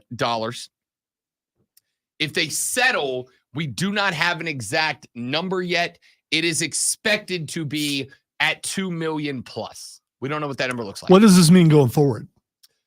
That's a fantastic question. And the interesting thing is, I don't think anybody knows, at least from the standpoint of the NCAA. How will it impact schools? Well, we talked about it. Should the settlement happen, and potentially even if it doesn't, sources have indicated that this will open up an avenue for which schools can begin a revenue sharing process with their athletes. So basically, whatever the school makes in revenue, it would be able to take a percentage of that and split it up directly to people who are playing for that school. Now, this is where we're going to get lost in the weeds. I'm going to go ahead and call it now. Let me go ahead and ask the question then and launch us into the weeds. Does this not make them employees? Exactly what I was going to say. Of course. This is going to be one of those I'm waiting for your answer on this. By the way, I don't care. I know it sounds like it. I just want them to say they're employees. So you do care. I want them to admit what they are. Yeah. And then once it's out there, then that student athlete thing can go away. And then all the history that the hangers on that are still going, it's not this isn't how it, then they'll have to let it go because it's no longer that. Once those words are set, once they are employees, then they can stop. All those old people can shut up and just deal with it. It is going to depend, and I love a good language battle. You're not about to skirt, are you? No. Okay. It depends on if you consider revenue sharing payment or not. If you consider it salary or not. If you consider it a wage or not. So if they offer you revenue sharing here, wouldn't you consider that part of your wage? I mean, to some degree they do, right? It's what endorsements are. By definition, it is me selling my name, image, and likeness. It's just that I have done it through the company and not as an aside. Because one of the things that I agreed with to work here was that I would not sell my name, image, and likeness away from the radio station. I would have to get agreement from them for things that I do. So, when I go down to the Greenville Swamp Rabbits, like I will tonight, when they host the Orlando Solar Bears in an elimination game in Game 6 of the ECHL Kelly Cup Playoffs first round. Sweet looking jersey Rob is wearing. You should check it out. Facebook, YouTube, Twitch, or the X, by the way. At everyone. When I go down there and do that, yeah, I got to go make sure the bosses are good with it. When I do that, now I can go stand in front of, say, the Triumph crowd and just be a private fan. I'm allowed to do that at the end of the day. But if I'm going to say, I don't think you could be a private anything. I mean, in front of it, because you're I'm boisterous. That's it. That's a good word. Yep. When I go, however, to a Swamp Rabbits game and I work for them and I am paid by them to do it, I got to get permission for that. So it just depends on how you want to define it. Am I getting paid by the Swamp Rabbits to hype their arena during games? That is technically NIL. Technically. They didn't hire me because I was a super fan. They hired me because I work here, because of the name, image, and likeness that I build here. So does that make me an employee of the Swamp? I mean, technically it does because I'm on their payroll. But if they were hiring me instead of hyping the crowd to just show up and be there, does that make me an employee? So do these? I would say no. So if they're getting paid incentives, does it say Alabama University on it? The check? First off, it's University of Alabama. Okay, whatever. You hater. Well, you hater. Saban's not there anymore. So, I mean, they no longer exist. Anyway. Drink their haterade and eat their hater tots. All right, let's does it say Florida University on the check? That would okay. I'm gonna let that one fly. I'm sure that it would, as this would be money coming from the school. Right. So that means they're paying someone to do something, Again, which makes them an employee. Here's what I don't. We fight on this, and it's just a couple words. I agree. It's the words they have to say, and then I'm done. I don't. Words are important. Words matter. And again, I'm going to be clear. You are correct. It is an argument that I frankly, my dear, don't give a damn about. I don't care. Call them employees. Sure. That's fine. All I care about is that there is a fair process in play. That's it. That's all I care about. Call them whatever you want. Call them employees. Call them student athletes. Call them student athlete employees. Just don't call it. No, don't call them student athletes, because that's not what they are anymore. No, they are being paid for that, for their athletics, and they're going to school there. So it's basically like getting paid, but also going to the cafeteria. I don't know. It just, I mean, you're not a student athlete anymore. You're an employee of the university. In the end, it shouldn't matter, but it does. Get rid of the student athlete thing, and all the people who are clinging on to how things used to be can let it go. Why is that such a big deal for you? Why is it such a big deal for you? I'm asking you first. I will answer. Why is it a big deal for you? Because I want the past to be gone. I want the future to be looked towards. I want the now to be now, and the clingers to things that are history for sure, but no longer are, to let it go. That's all. You little progressive. I love it. It's philosophy. I don't it. know that it's progression. You little progressive. That's great. I think that. Are you going to be the opposite of progressive? Whatever you would consider that. I don't care. Do I think they are still student athletes? Yes. However, here's I think we're here. Here's our neutral ground. Here's our landing spot. They are under the job title student athlete. That's their job title, because they do still have to do both things. If they make that their job title, that kills my whole argument. That's fine though, I guess. I mean, I honestly, I think that's the. But the definition of, what is the definition of student athlete? It's someone who plays the sport and goes to school, but it doesn't imply that they're getting paid to do that. No, why? It's a job title. My job title is sports talk radio show host, also employee. Right? You don't have to say I'm an employee every day. I have many titles. Pick one. That's your job title, but it also award-winning executive producer, and it says that on my cards. I need new cards. It doesn't. We haven't had new cards, but okay. if we ever get new cards, I'm going to say I want that on there. So, blah, blah, blah, blah, blah, blah. All that aside, if the settlement goes through, schools are going to have to get involved in revenue sharing. Texas A&M athletic director Trev Alberts recently told. Wait. That Trev Alberts? Yeah. Okay. That's the one. All right. Texas A&M athletic director Trev Alberts recently told the Bryan College Station Eagle, that schools could be adding $15 to $20 million annually to their budgets for what he termed a, quote, new expense category. Now, this is why this conversation to me. Yeah, where's that money come from, Rob? Same place it's always come from. From higher tuition? Boosters, fundraising. Absolutely. When I was higher tuition. Maybe. You got a choice to make, don't you? So all those non-athletes, which is the majority of the people at a school, are going to have to pay a salary to those athletes. They already do. Yeah, but now people can see it. They always have. No. When I went to school, we had in our tuition breakdown at the beginning of every single semester what was labeled an athletics fee. Didn't matter if you never went to a damn game in your life. An athletics fee, which was an amount of money that I was obligated to pay to that school as a voluntary condition for attending that school, that directly went to the athletics department to fund their programs. You can opt out of that part and say, I don't want to pay for the soccer team. I don't want to pay for the tennis team. It is part of the tuition to attend that school. And listen, welcome to capitalism, baby. That's how the world goes round, ain't it? It's how this country goes round, at least.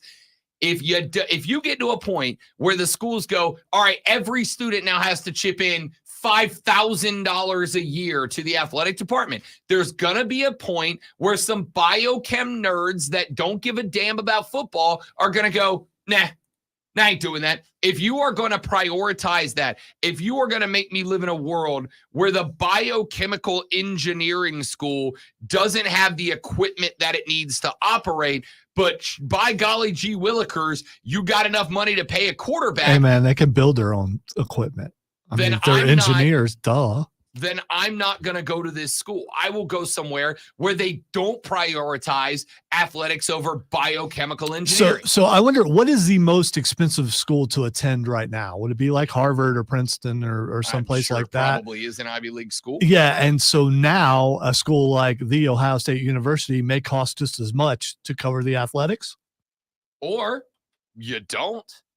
I mean, it's up to you, right? But this is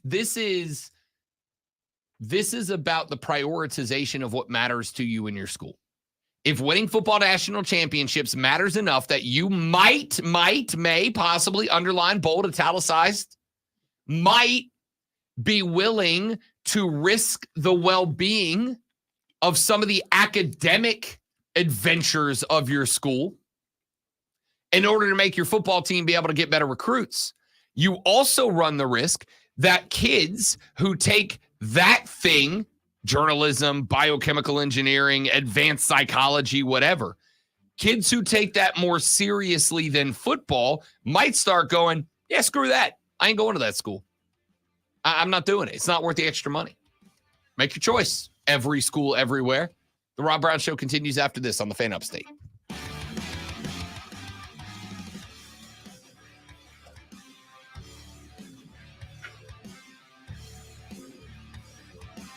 Won't someone think of the university I didn't attend?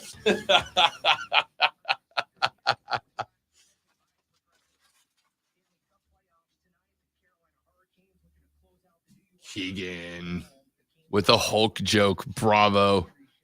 Don't work yourself into a shoot, brother. All right, guys, give me 30 seconds. I'll be right back. Don't go anywhere.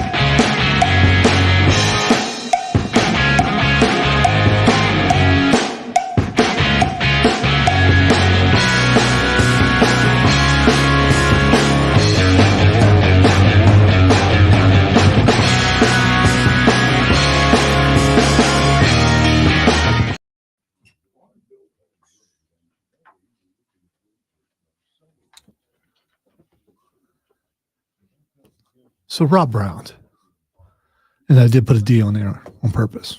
Not really. Do you believe people can change? Yeah. You were talking about Hulk Hogan. Yeah. So him being on 700 Club, maybe he actually has changed. I know people were very skeptical about Shawn Michaels. Yep. Because of how he was. And then his turnaround. I mean, Hulk Hogan been pretty bad. Shawn Michaels, I think it was worse. Everything I understand is that Shawn Michaels was a pretty not great dude overall. I do believe in redemption, but in several different ways. And in the end, maybe he has changed. I got to admit, I'm doubtful, but I was doubtful of Shawn Michaels too. And because as humans, I think we doubt a lot. I think. Thank you, James.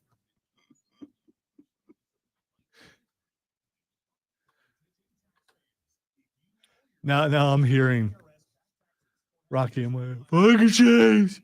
You can change. Everybody can change.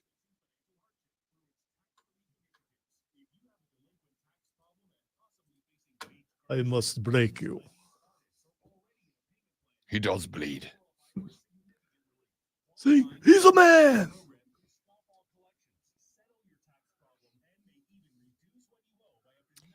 Come on, Keegan. I mean, I think I think you're just being nice when you say almost as bad as Rob. I mean, Wait, what the hell? there are standards one way or the other.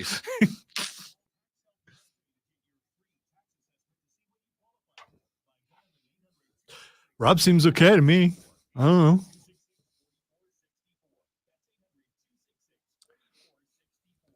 I know I saw it, Keegan, and I get what you're saying. But can Hulk Hogan talk, period, and it seemed genuine? Everything he says, it sounds like he's being a wrestler because that's what he's been the majority of his life. I don't know that he can turn that off. Yeah, I saw that, Trey. That was definitely bad for Ricky. Interviewed Ricky once. It was an experience. It was an experience. When the camera broke and he's still holding the camera and yelling at him, like telling everybody, don't tell him the camera ain't working anymore. Just let him go. And I thought he was going to smack Chris. That's still my favorite thing ever. Kind of wish he would because I want to see what Chris would do, but To answer the question that the great one posed just a few minutes ago, what does this mean for the future of collegiate athletics? Reality is, I don't know, you don't know, we don't know, and frankly, I don't think that we can know, to be honest with you. I don't think there is a way to know.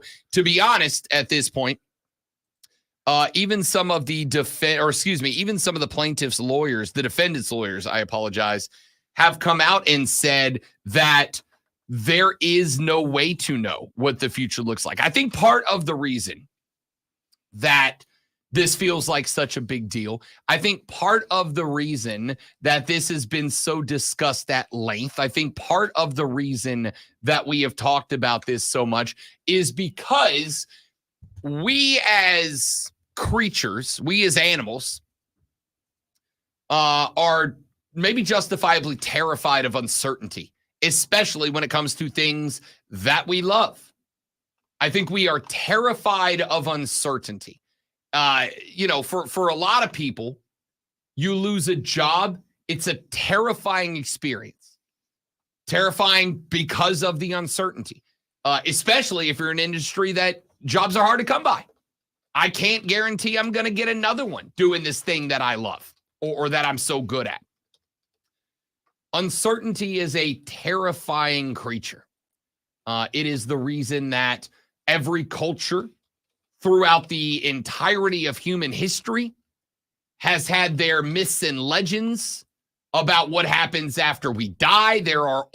We always create things to try to, because we'd rather have a made up answer than no answer at all.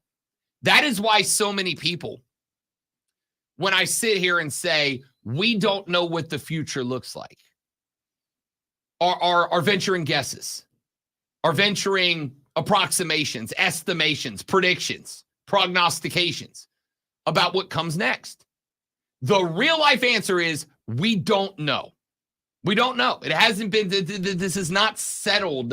We don't even know if there's going to be a settlement. There is still the possibility that the NCAA at some point goes, you know what? For us, it actually makes sense not to settle. Even if it's going to cost us a couple extra billion with a B dollars right now, the cost to us and the difficulty for us to operate in the future is going to have a total tag that is actually, in our valuation, more than $2 billion. So we'd rather pay that extra $2 billion up front and not have to deal with all that down the road than set up whatever the settlement looks like and end up paying for it for years to come. But the reality here is whatever this settlement ends up looking like in the House v. NCAA suit, it is going to create some level of uncertainty. Just like there was a ton of uncertainty when NIL became a reality. There was a lot of uncertainty. Well, what if this? What if this? What if this? And the answer, like it is for so many situations is we'll burn that bridge when we get there. Sometimes the only thing you can do is take the plunge and then address more issues as they come up. You remember the movie Apollo 13? Tom Hanks? Love that movie. Love that movie. I remember Kevin Bacon was Kevin in it. Bacon was in it. Gary Sinise was in it. Lieutenant Dan. Lieutenant Dan! You ain't got no legs, Lieutenant Dan. The movie Apollo 13 was phenomenal. Not just for the drama and the wonder that it inspired about that mission, but to me, the movie was as much about overcoming obstacles and challenges as it was anything else. You will remember a very chaotic scene right in the middle. It was very confusing for a lot of the engineers at NASA. But you remember the scene where the chief engineer walked into the room full of engineers and he takes a big box full of random crap and he dumps it on the desk. And then he takes, literally, it's almost a joke.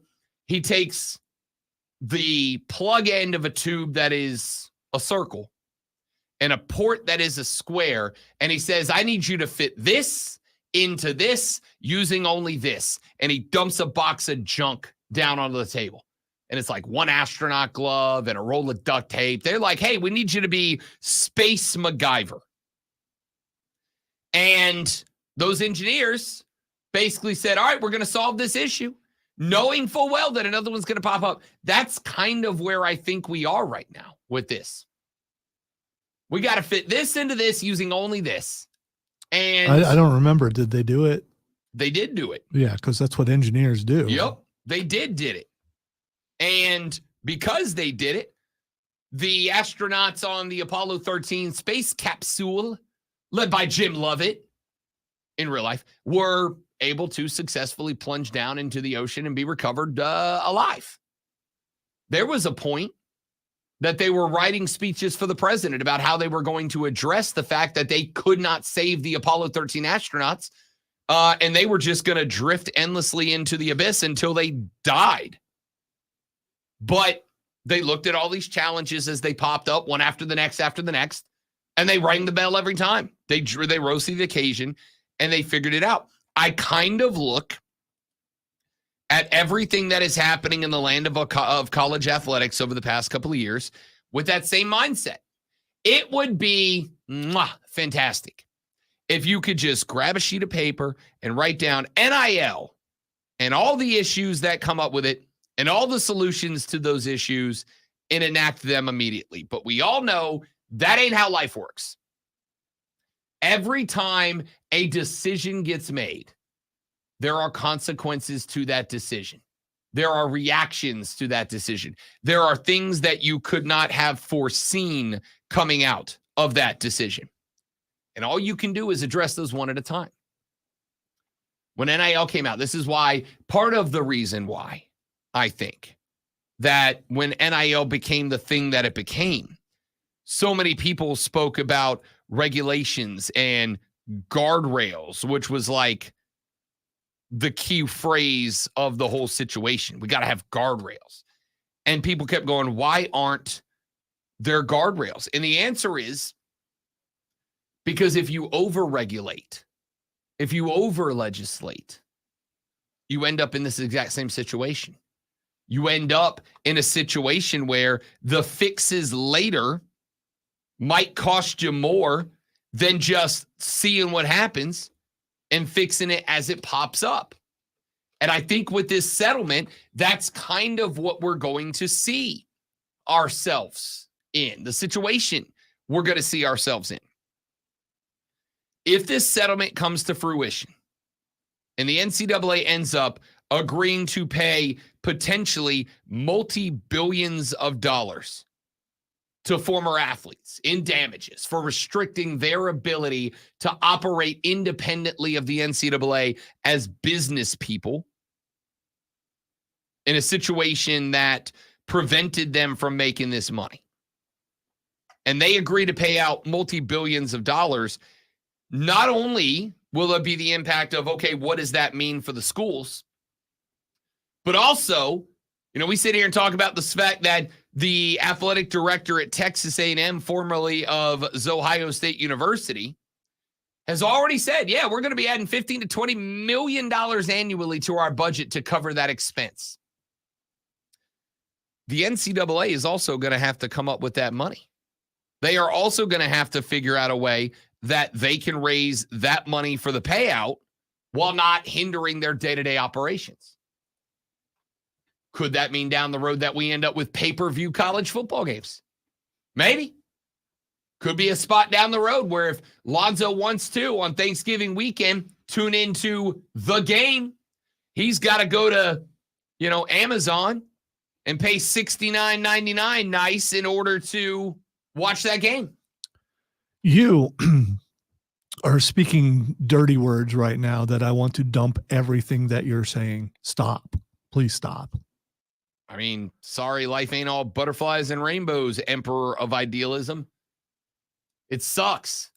Sometimes life sucks, but also there's a balance to it. And there is a balance to it. What that balance looks like, I don't have any idea. I don't. And I'm going to go ahead and tell you that as you listen to sports talk radio shows from around the area today, and around not just the upstate, but around the nation, you're going to hear a lot of people who are going to grab microphones today and go, let me tell you what this means for the future of college athletics. And I am telling you, those people are speculating, okay? And that's okay. That's part of the job. Speculation is just fine.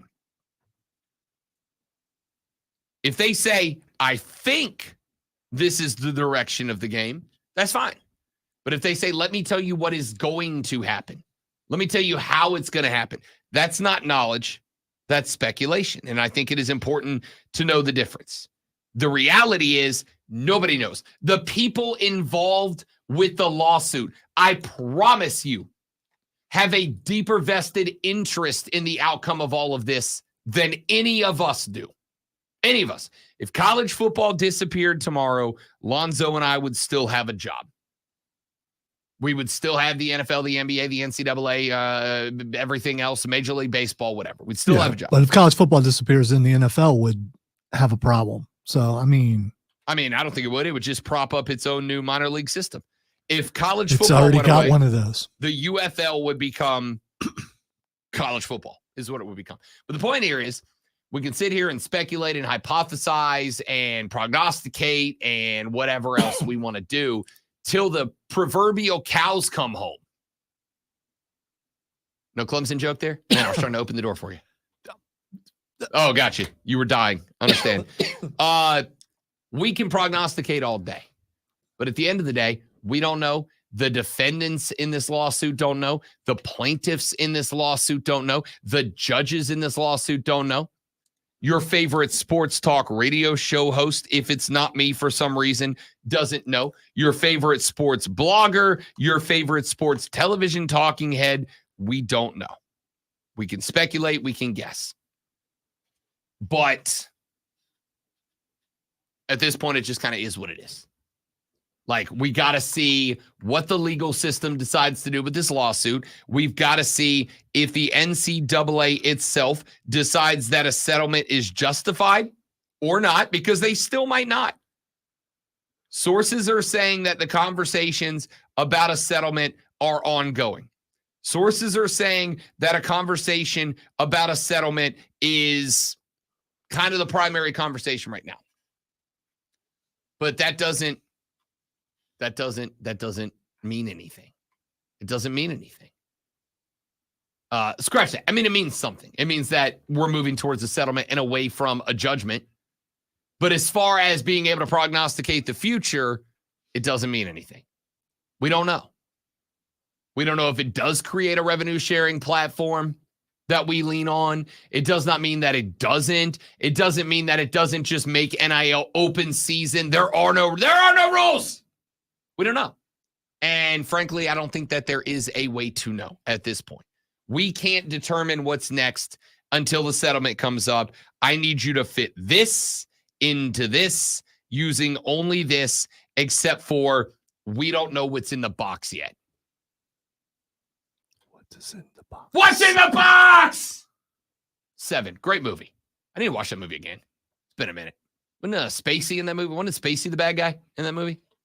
He's kind of the bad guy in real life too, so it could that's true. It worked out That's really true. well. I mean, ladies and gentlemen, time for us to run to our top of the hour break. When we come back in the 8 o'clock hour, we will be joined off the rip by Mark Bonetti, the voice of the Greenville Swamp Rabbits. He will join us to talk about tonight's elimination game 6 at home in the Well. The Bits got to win 2 in a row. They took 1 of 3 down in O-Town. They've got to take 2 of 2 here in the Ville, or the series comes to its conclusion and the season to its end. We'll talk to Mark Bonetti next. Before we get there, though, speaking of incredible voices, here's Alonzo's. wow, I don't even know what to say, except for I don't believe you. Let us talk about some NBA. Oklahoma City finished the sweep of New Orleans with a 97-89 win last night. Jalen Williams and Shai Gilgeous-Alexander both had 24, while Josh Giddey and Chet Holmgren both recorded 14. Brandon Ingram recorded just 8 for New Orleans on 2 of 14 and 0 for 3 from three-point range. The Denver Nuggets finished off the Lakers last night with a 108-106 win. Jamal Murray's 32 points included a game winner with less than 4 seconds left to play. Michael Porter Jr. had 25 and Nikola Jokic had 25 in the win. LA missed 9 free throws and allowed Denver to hit 16 threes in the loss. Make sure you tune in this afternoon from 3 to 7 for a brand new local show. Wire to Wire, Cole Bryson and Diesel get you up to date on all the latest local and national sports. It's all Wire to Wire.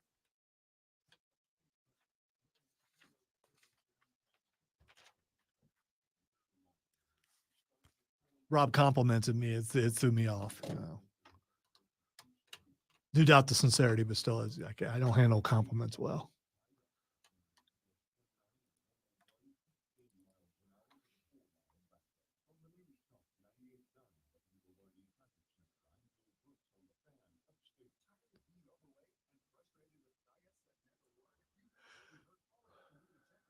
All right, Peter, let's go.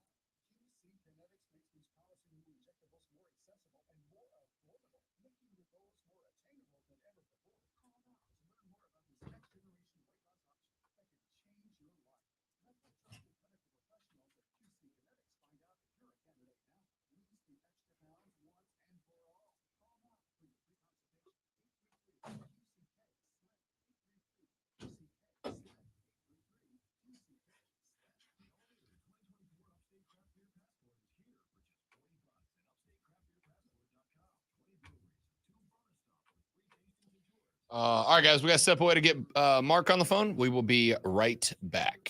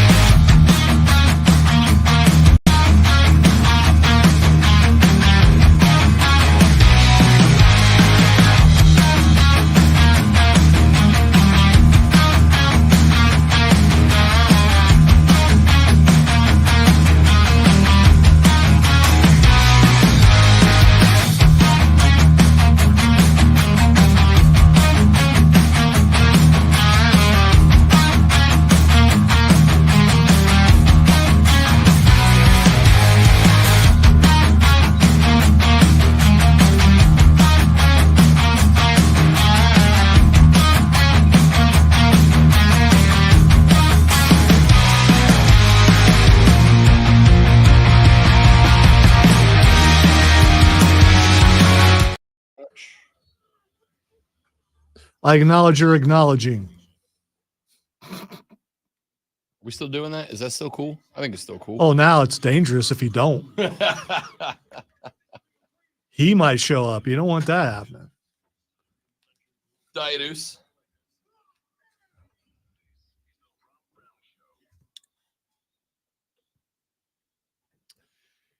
It can lift you up. It can break your heart. It can do emotional damage or take you to the top of the mountaintop. Ladies and gentlemen, I stand by it. There is nothing quite like playoff hockey. And to talk a little playoff hockey, specifically to talk a little Greenville Swamp Rabbits playoff hockey, though we may dabble just briefly in some Stanley Cup playoff hockey, he is the voice of the Greenville Swamp Rabbits, and will be on the mic this evening at 7:05 when the Swamp Rabbits host the Orlando Solar Bears, and in elimination game 6 and round 1 of the Kelly Cup playoffs, he is Mark Benetti, joining us now on the show. Mark, what's up, fella? I'm getting ready for a big one. You know, we need it tonight, Rob. It's been a heck of a series, just like you and I talked about a week ago or so, and I have no different expectations for what Game 6 holds tonight. It has been a wild series so far. We have had high-scoring contests. We have had low-scoring contests. But the Bits find themselves in an elimination game where, unfortunately, they are the team facing elimination. Catch the folks up. What went down in Orlando? Because it was wonky. Obviously, you had the weekend games. You had a game that didn't start until almost 9:30 at night. You had a lot going on down there. Can you give us just kind of the 36,000-foot view of the three-gamer down in Orlando and how it is the Bits ended up facing elimination this evening? Well, a very unique circumstance where I've never seen it in 11 years of doing this, where a playoff series had a 3-3 in it, but that seemed like a very common theme for most of the Kelly Cup playoff bracket this go around. There's a lot of hockey in a very short amount of time, and you said there was a very awkward 9 o'clock start there in Game 4 because the Orlando Magic had a playoff game that day. You've got to tip your cap to the Kia Center staff. They turned that thing around and had it ready to go for playoff hockey in a matter of hours, getting us ready to go. So it was just like we saw in Greenville for Games 1 and 2. It was very tight checking. The goaltending was elite. You know, there weren't too many mistakes on both sides, which is why it was so tough for either side to get a win. You get 2 games that go to overtime. Orlando wins both of them. The one game that the Swamp Rabbits win was in regulation with strong offense and strong special teams.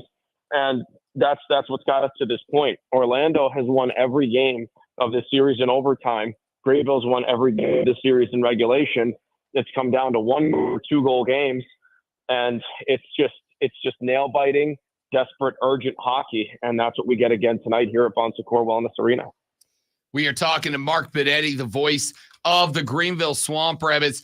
I have been kind of obviously following, because I'm not in Orlando, the three-gamer from afar.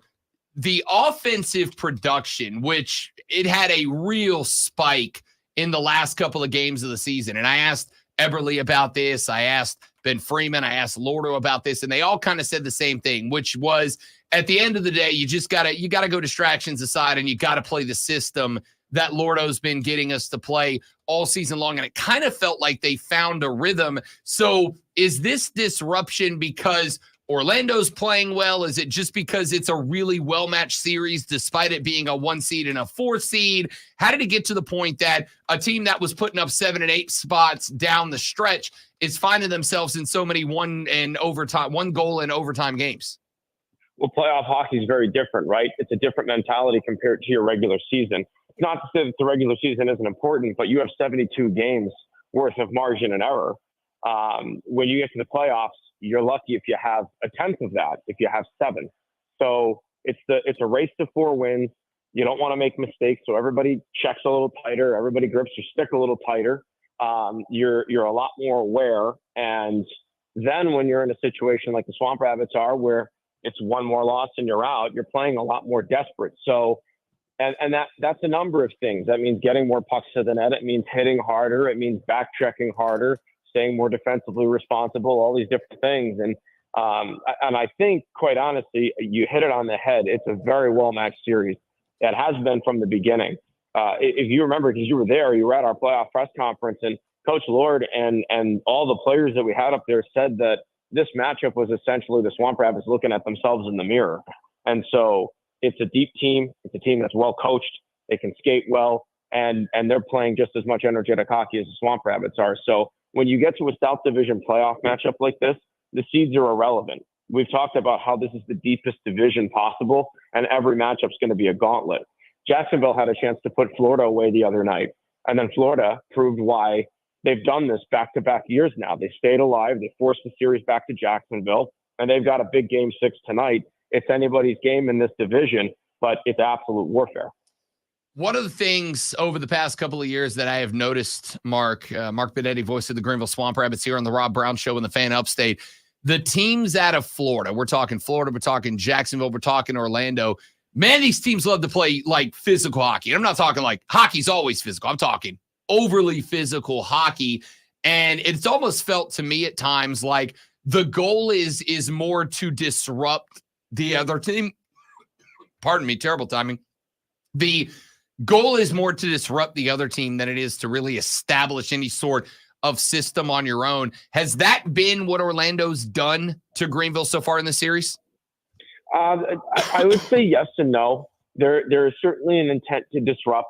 They have disruptors, right? The likes of a Kelly Bent, who, if I said his name however many times this series, I could be a very rich man. He's always in your face. He's always trying to stick out in the worst way possible and essentially goad you into doing something stupid to commit a penalty, things of that nature. But at the same time, Orlando is pretty well structured with how they play offensively. A lot of what they generate is in transition.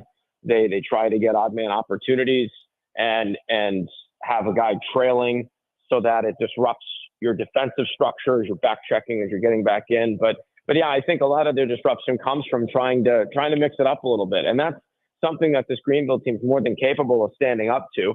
And quite frankly, I think to take the wins that they have, they've had to do that, and they've done so effectively. But yeah, I think there's an element to both sides of Orlando is very well structured, very offensively gifted.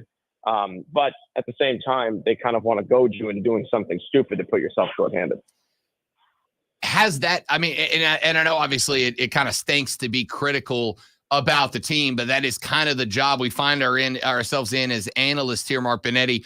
Has that been the problem for the Swamp Rabbits? Has it been a case of just one too many mistakes coming at the wrong time? Has the team played down a little bit? Or is it, again, I hate to lean on a cliche, but just playoff hockey? Quite honestly, it's just playoff hockey, I think. And occasionally there is a mistake that puts you in a tough spot, right? So many one-goal games, so many games decided by an inch or two or a shot or two or what have you. But honestly, it's playoff hockey, and you got to tip your cap to Orlando. They've played desperate from the start. And keep in mind, Rob, we talked about it at the start of this series. This is an Orlando team that really had to ride lightning in a bottle to get to this point. They went 9-2-2 in their last 13 games to get into the bracket. The last day of the year, they needed a regulation win, 0-0 game against Reading. They pull the goalie and score with 27 seconds left to win 1-0 and knock out the 39-win South Carolina Stingrays. So this is a team, and both teams have been playing playoff hockey for the longest time. Greenville was trying to capture a South Division championship, which they did on the last day of the year with an offensive outburst. But Orlando's also been in that same desperate mindset, too, of we've got to play our best hockey right now.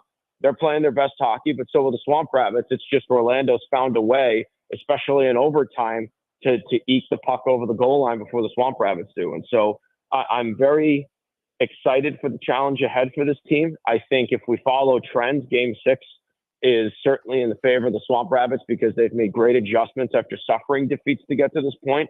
And it wouldn't surprise me if you and I are talking again tomorrow for the two best words in all of sports in Game 7. Game 7. Mark Benetti, voice of the Greenville Swamp Rabbits here on the Rob Brown Show and the Fan Upstate. I want to talk about the pressure that the Bits face tonight, but I do have one more player I want to talk about, and that is Evan Fitzpatrick, the goalie for the Orlando Solar Bears, who, if I recall correctly, is this year's Warrior ECHL goaltender of the year. The dude has absolutely had the hot hand between the pipes, and it's been difficult in some spots. Obviously, a lot of goals coming in a 6-5 overtime loss in Game 5, but What does Greenville do to solve the mystery of Evan Fitzpatrick now that he's coming back to Greenville, a place that Mark Benetti, he's obviously very comfortable in?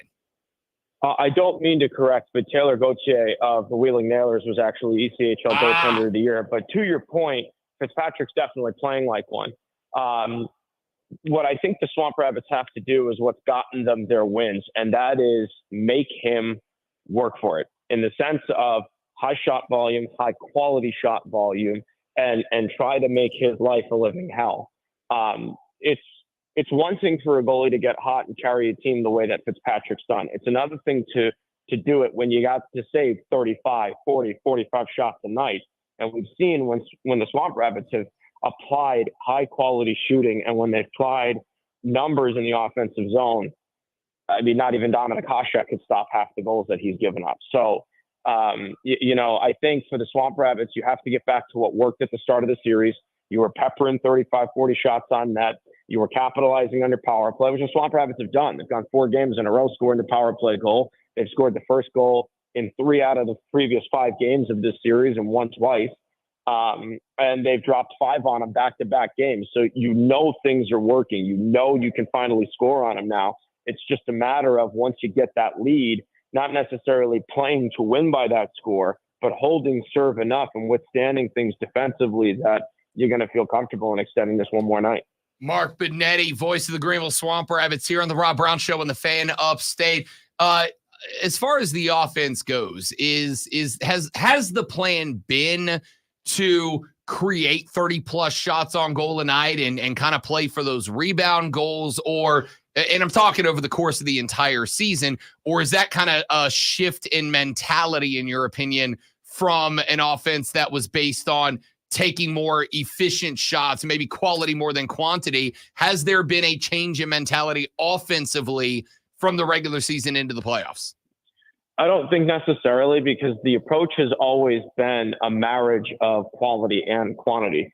It's one thing if you get 40 shots on net. It's another thing if they're all muffins from inside the blue line. But versus 20 breakaways, 20 full bomb clappers from the point on the power play, whatever the case is, there's always been this marriage of you find the high quality shot, but you do so at an alarming rate that it's just constant pressure, shoving the puck down the goaltender's throat. And I think that's what the Swamp Rabbits have really done well the vast majority of this year. But now we're starting to see, as the hockey gets more desperate in the playoffs, that's what they've done. So I think if anything has changed, and I don't know if that's necessarily even the right way to put it, I think there's been more of an intention and a directness on getting the puck to a high percentage scoring area. And if you look consistently throughout the course of this series, the vast majority of the Swamp Rabbits goals have come from within point blank range of the net. I even looked to game 5. There were 2 blue line shots. Colton Youngs was from behind the goal line, banked off the goaltender. McManus was a rebound off of Percusic, and Carter Such was a backhander from just inside the hash marks right below the faceoff dot. So, that's out of 5 goals you've scored, 60% of your offense came from what is considered a high percentage scoring area within that close range of the net. So I think that's just been the biggest mentality, is just more intention, more directness with where the puck goes and how you capitalize. All right, before we talk about Game 6, I'm going to actually ask Lonzo a question in our interview here, Mark Benetti, so that you can help us out. Lonzo, how many of those words did you raise an eyebrow at? 2. First, muffins, Okay. and then the last one, which was a series of words. And I can't. There's no way I can repeat it. Slapper? No. There was something before slapper. Oh, gotcha. Okay. Some kind of bomb slapper thing. Yeah. Full windup. Sure. But Eddie, I will tell you, and you know this, you've been places before. I am doing my best to continue to promote hockey here in the upstate. And the number one biggest challenge of promoting hockey the lingo, man. in the South is getting people on board with the lingo. Has that presented a challenge to you throughout your career? Oh God, no. That's the best part of it. And as somebody who uses words for a living, like I love the thesaurus that hockey provides and just the overall lexicon that it has. It's fantastic. Mark Benetti, voice of the Greenville Swamp Rabbits. Sorry, Mark, we got about a minute left here. Talk to me about this game 6. I mean, obviously, there is no more pressure that can be applied to a team than win and go home. This, to me, feels like a game where having a pilot like Lorda with the controls is a big boost because that guy never really seems to react to pressure, whether it's in a tense regular season game or late in the playoffs. What does this team need to do tonight to make sure that they are up for that challenge and extend the series to a game 7? Stick to what's worked. Being more direct, like we had talked about. Rely on what got you to this point, which is timely offense, good discipline, special teams that capitalizes when given the opportunity. And quite frankly, you also have to ride the lightning of your goaltender. The goaltending depth really showcased itself this weekend. And I know that that's interesting to say because there are 2 losses to speak for, but Jacob Ingham has played statistically some of his best hockey and has gotten some of the unluckiest bounces alive. This is somebody who has 20 combined wins between both the AHL and the ECHL this season. Somebody who was more than capable of leading this team to great things in the playoffs. And then you've got Luke Richardson, who's cool and calm as a cucumber. And anytime you put him in between the pipes, he's shut down. Richie, in 14 regular season games from last year turning pro to now, has only 1 regulation loss in the regular season. He's 9-1-1. So this is where you ride the lightning of your offense has been timely. Your defense has been solid. Your discipline's been great, and your goaltending's been elite. And I think if the Swamp Rabbits continue to play to their identity of that, we're going to be talking again tomorrow. He is Mark Benetti. He is the voice of the Greenville Swamp Rabbits. The Bits at home tonight, game 6 of the first round of the ECHL Kelly Cup playoffs. They take on the Orlando Solar Bears. It is win or go home for the Bits tonight and tomorrow. Must get 2 in a row to advance on to round number 2, and we need the well packed. You can get your tickets at swamprabbits.com. Benetti, 10-second answer. How important is it for the well to be stacked for the next 2 nights? Absolutely. It's so important. It's home ice advantage. We need everybody all hands on deck. There it is. Mark Benetti, voice of the Greenville Swamp Rabbits. Big Dog, I'm very hopeful that you and I will do this again tomorrow for game 7. I am too. I look forward to seeing you tomorrow morning. You legend. Thank you, Big Dog. Talk to you tonight at the well, my man. Mark Benetti, voice of the Greenville Swamp Rabbits. Again, tickets, greenvilleswamprabbits.com. Make sure you pick them up. I'm telling you, folks, if you've never been to a hockey game, tonight is the perfect night. There is nothing more intense than playoff hockey, especially in an elimination game, and we need to push it to 7. So we need you to come out tonight. Texter said, quit calling them the Bits. Why? I don't know, Alonzo. I don't know if they're into this. I like nicknames. I hadn't noticed. Back after this on the Rob Brown on TRBS. No, that will be frowned upon down the hall, I'm thinking. On the Fan Upstate. Prize Picks. All right, guys, another live read, and we're coming right back. Don't go anywhere. BR.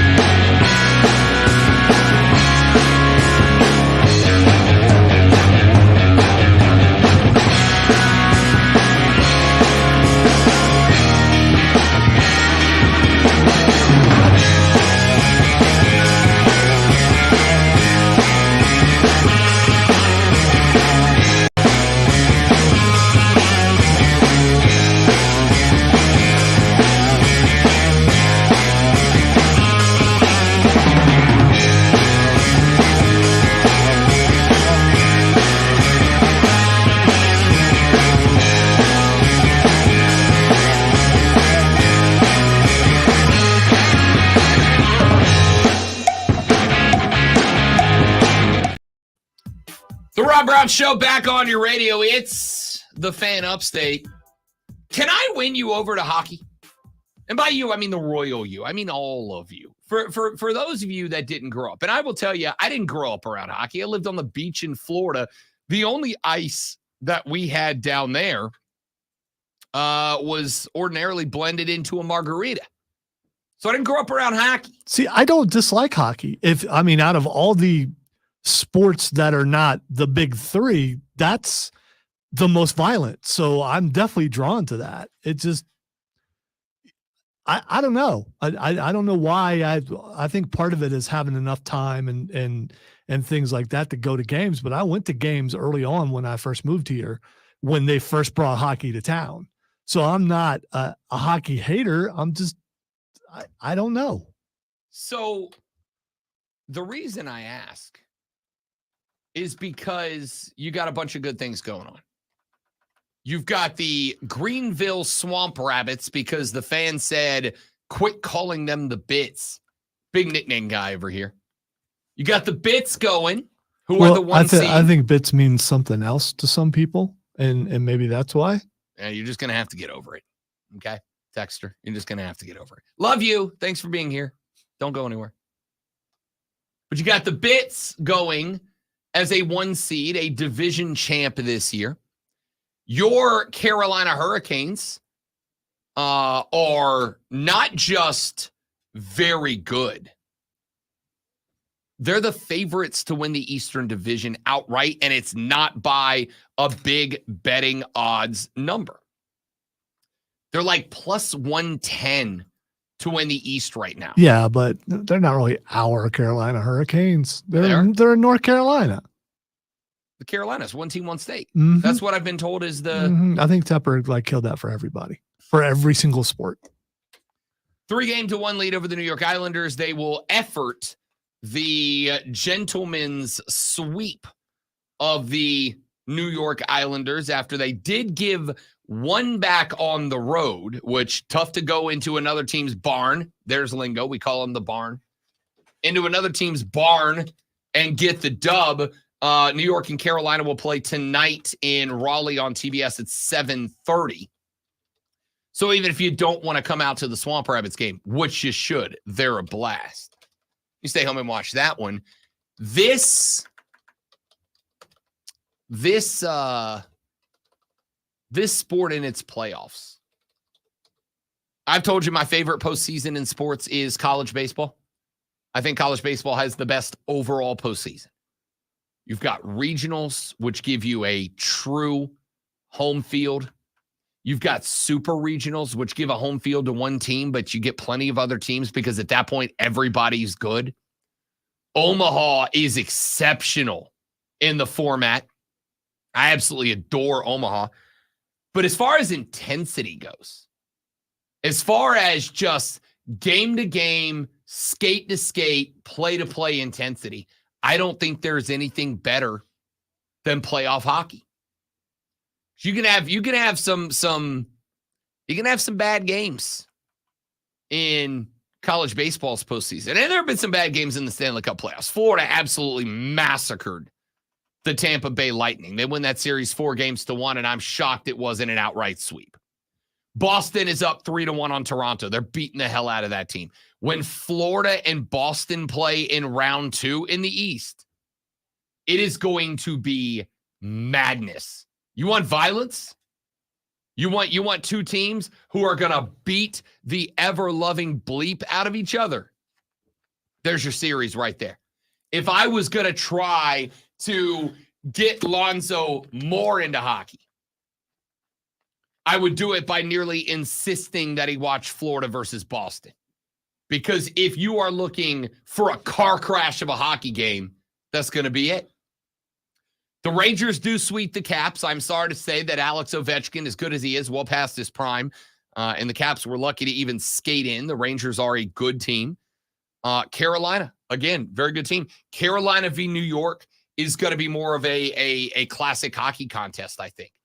You got the bunch of jerks from Raleigh taking on a team in New York that's got a fan base that you think that Yankees fans have been obnoxious for not winning anything in the past 2 decades. Meet the Rangers fans, man. Over in the West, not a great first round. Colorado's up 3-1 on Winnipeg. Vancouver's up 3-1 on Nash Vegas. Edmonton's up 3-1 on the Kings. Only really true competitive series we've had in the first round is Dallas and Vegas, who after last night, Dallas gets a 4-2 win, are set at 2 games apiece. Round 2 of the Stanley Cup, the East and Western Conference semifinals are going to be electric. It is the most intense postseason sport. It is relentless. I will tell you that while I have been a proponent of load management at the NBA because the numbers just say it works, I do have to say, great one, it is kind of tough. Despite the fact that I'm doing it anyway, it is kind of tough to be a load management proponent for the NBA when the fellas playing NHL hockey in the playoffs are doing it every other night for about 3 straight weeks. Kind of makes it tough to defend the NBA's load management strategy. Like I said, I do, because the numbers, the analytics say that it works more than it doesn't. But my goodness, these guys are laying everything on the line night after night, and then they turn around and they do it again 2 nights later. It's frankly, it's pretty damn spectacular, to be honest with you. Can I get you into playoff hockey? What is it that holds you back from jumping in on playoff hockey? What is it that keeps you from acknowledging hockey, from putting the ones up for hockey at the same level that you do football, baseball, basketball, soccer, whatever your sport is. Because I'm going to tell you, whatever it is, I promise you hockey can match that. Maybe it's just as simple as I didn't play it. And maybe a lot of people out there, growing up, you play baseball, you play football, you play basketball because they're more accessible. Hockey is not, especially in this area. It's not as accessible as it is, in Canada or Michigan or someplace like that where it's a big deal. I think that absolutely plays a part, but I will also tell you, and again, this doesn't necessarily mean anything, but I am the antithesis to this. I grew up on the beach in Florida. The only ice we had was in margaritas. Yet, Pensacola got a hockey team. At the time, they were known as the Ice Pilots. And I had a friend of mine that I went to high school with, military kid. Parents was living at Eglin Air Force Base at the time. Out of towner. Big northern guy, big hockey guy, talked me into going to a game with him in high school, as a matter of fact. His pops took us to a Ice Flyers game. And I was like, all right, I don't get it. But it was fun, At that point, I was watching the sport because, like Lonzo pointed out, it is a violent sport. It's fast, it's hard hitting, it never stops, it's relentless. And then it got to the point where I went to another game, and the rules were being explained to me. They were explaining to me what an icing was. They were explaining to me why that hit was legal, but that one wasn't. They were explaining to me what a high stick is. They were explaining to me what the forecheck is. They were explaining to me all of these things. And I will acknowledge that it is hard to learn sports. This is another reason I'm such a big advocate of local sports. It is hard to watch and learn about sports from the broadcast of professional sports leagues. It is, because the announcers aren't going to take time out of the broadcast to explain what the forecheck is. They're not going to take time out of the broadcast to explain why a whistle got blown and that puck is dead. And they may tell you what it's for. I'm not going to explain it. I am telling you, if you go to local sports, if you go watch a Swamp Rapids game, if you're interested in hockey, if you go watch a Triumph game, if you're interested in soccer, and you find somebody locally who loves the game and will explain that game to you in a way that makes it understandable, you'll love hockey. You'll love it, man. It's the best. Texas said cold beer, encourage fighting and action packed. I'm in. Just got to get there. Now I know they've updated the well, and it's awesome. It is awesome. Texas says best part of hockey is the fights. Some people feel that way. I'm not going to push back. Take a break. Back after this to wrap up hour number 3 of the Rob Brown Show on the Fan Upstate.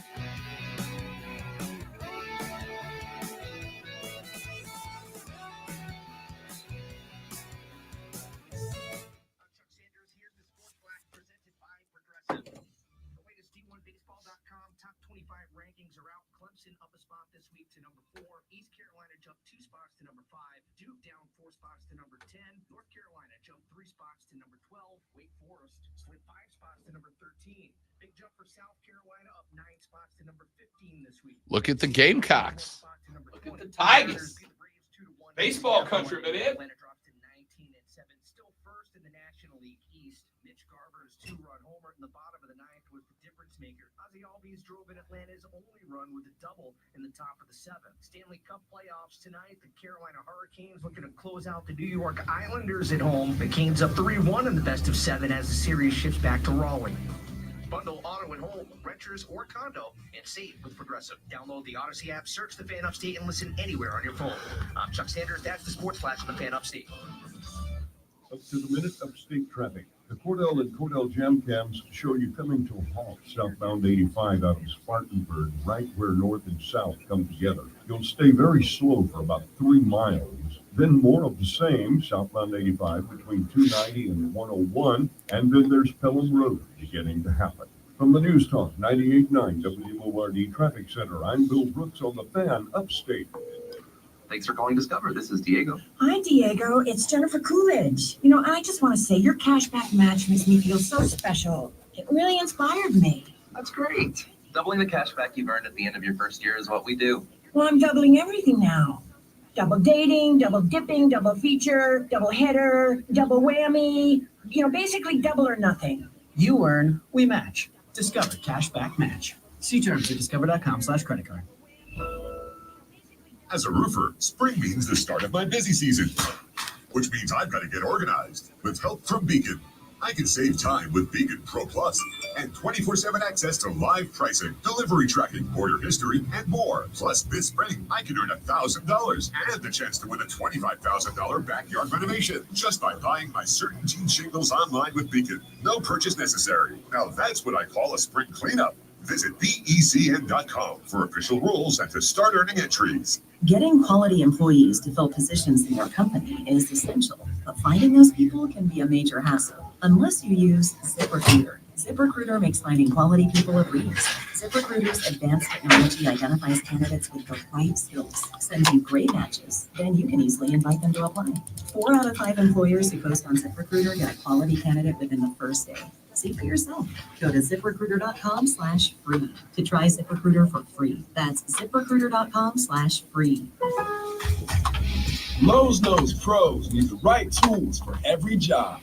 That's why we sell the largest in-store selection of Klein tools anywhere. Find new items launching exclusively at Lowe's, like the self-leveling laser level for just $159.98. Plus, shop the Connect socket set for just $49.98. Get Klein tools in-store and online today, because Lowe's knows tools. Lowe's knows pros. From the Ingalls Market Studio, The Fan. The Fan! Upstate, 97.7 FM Greenville, 97.1 FM Spartanburg. From the Freelands. Now, the Infinity Sports Network. Your guide to the gridiron. The list of the matches.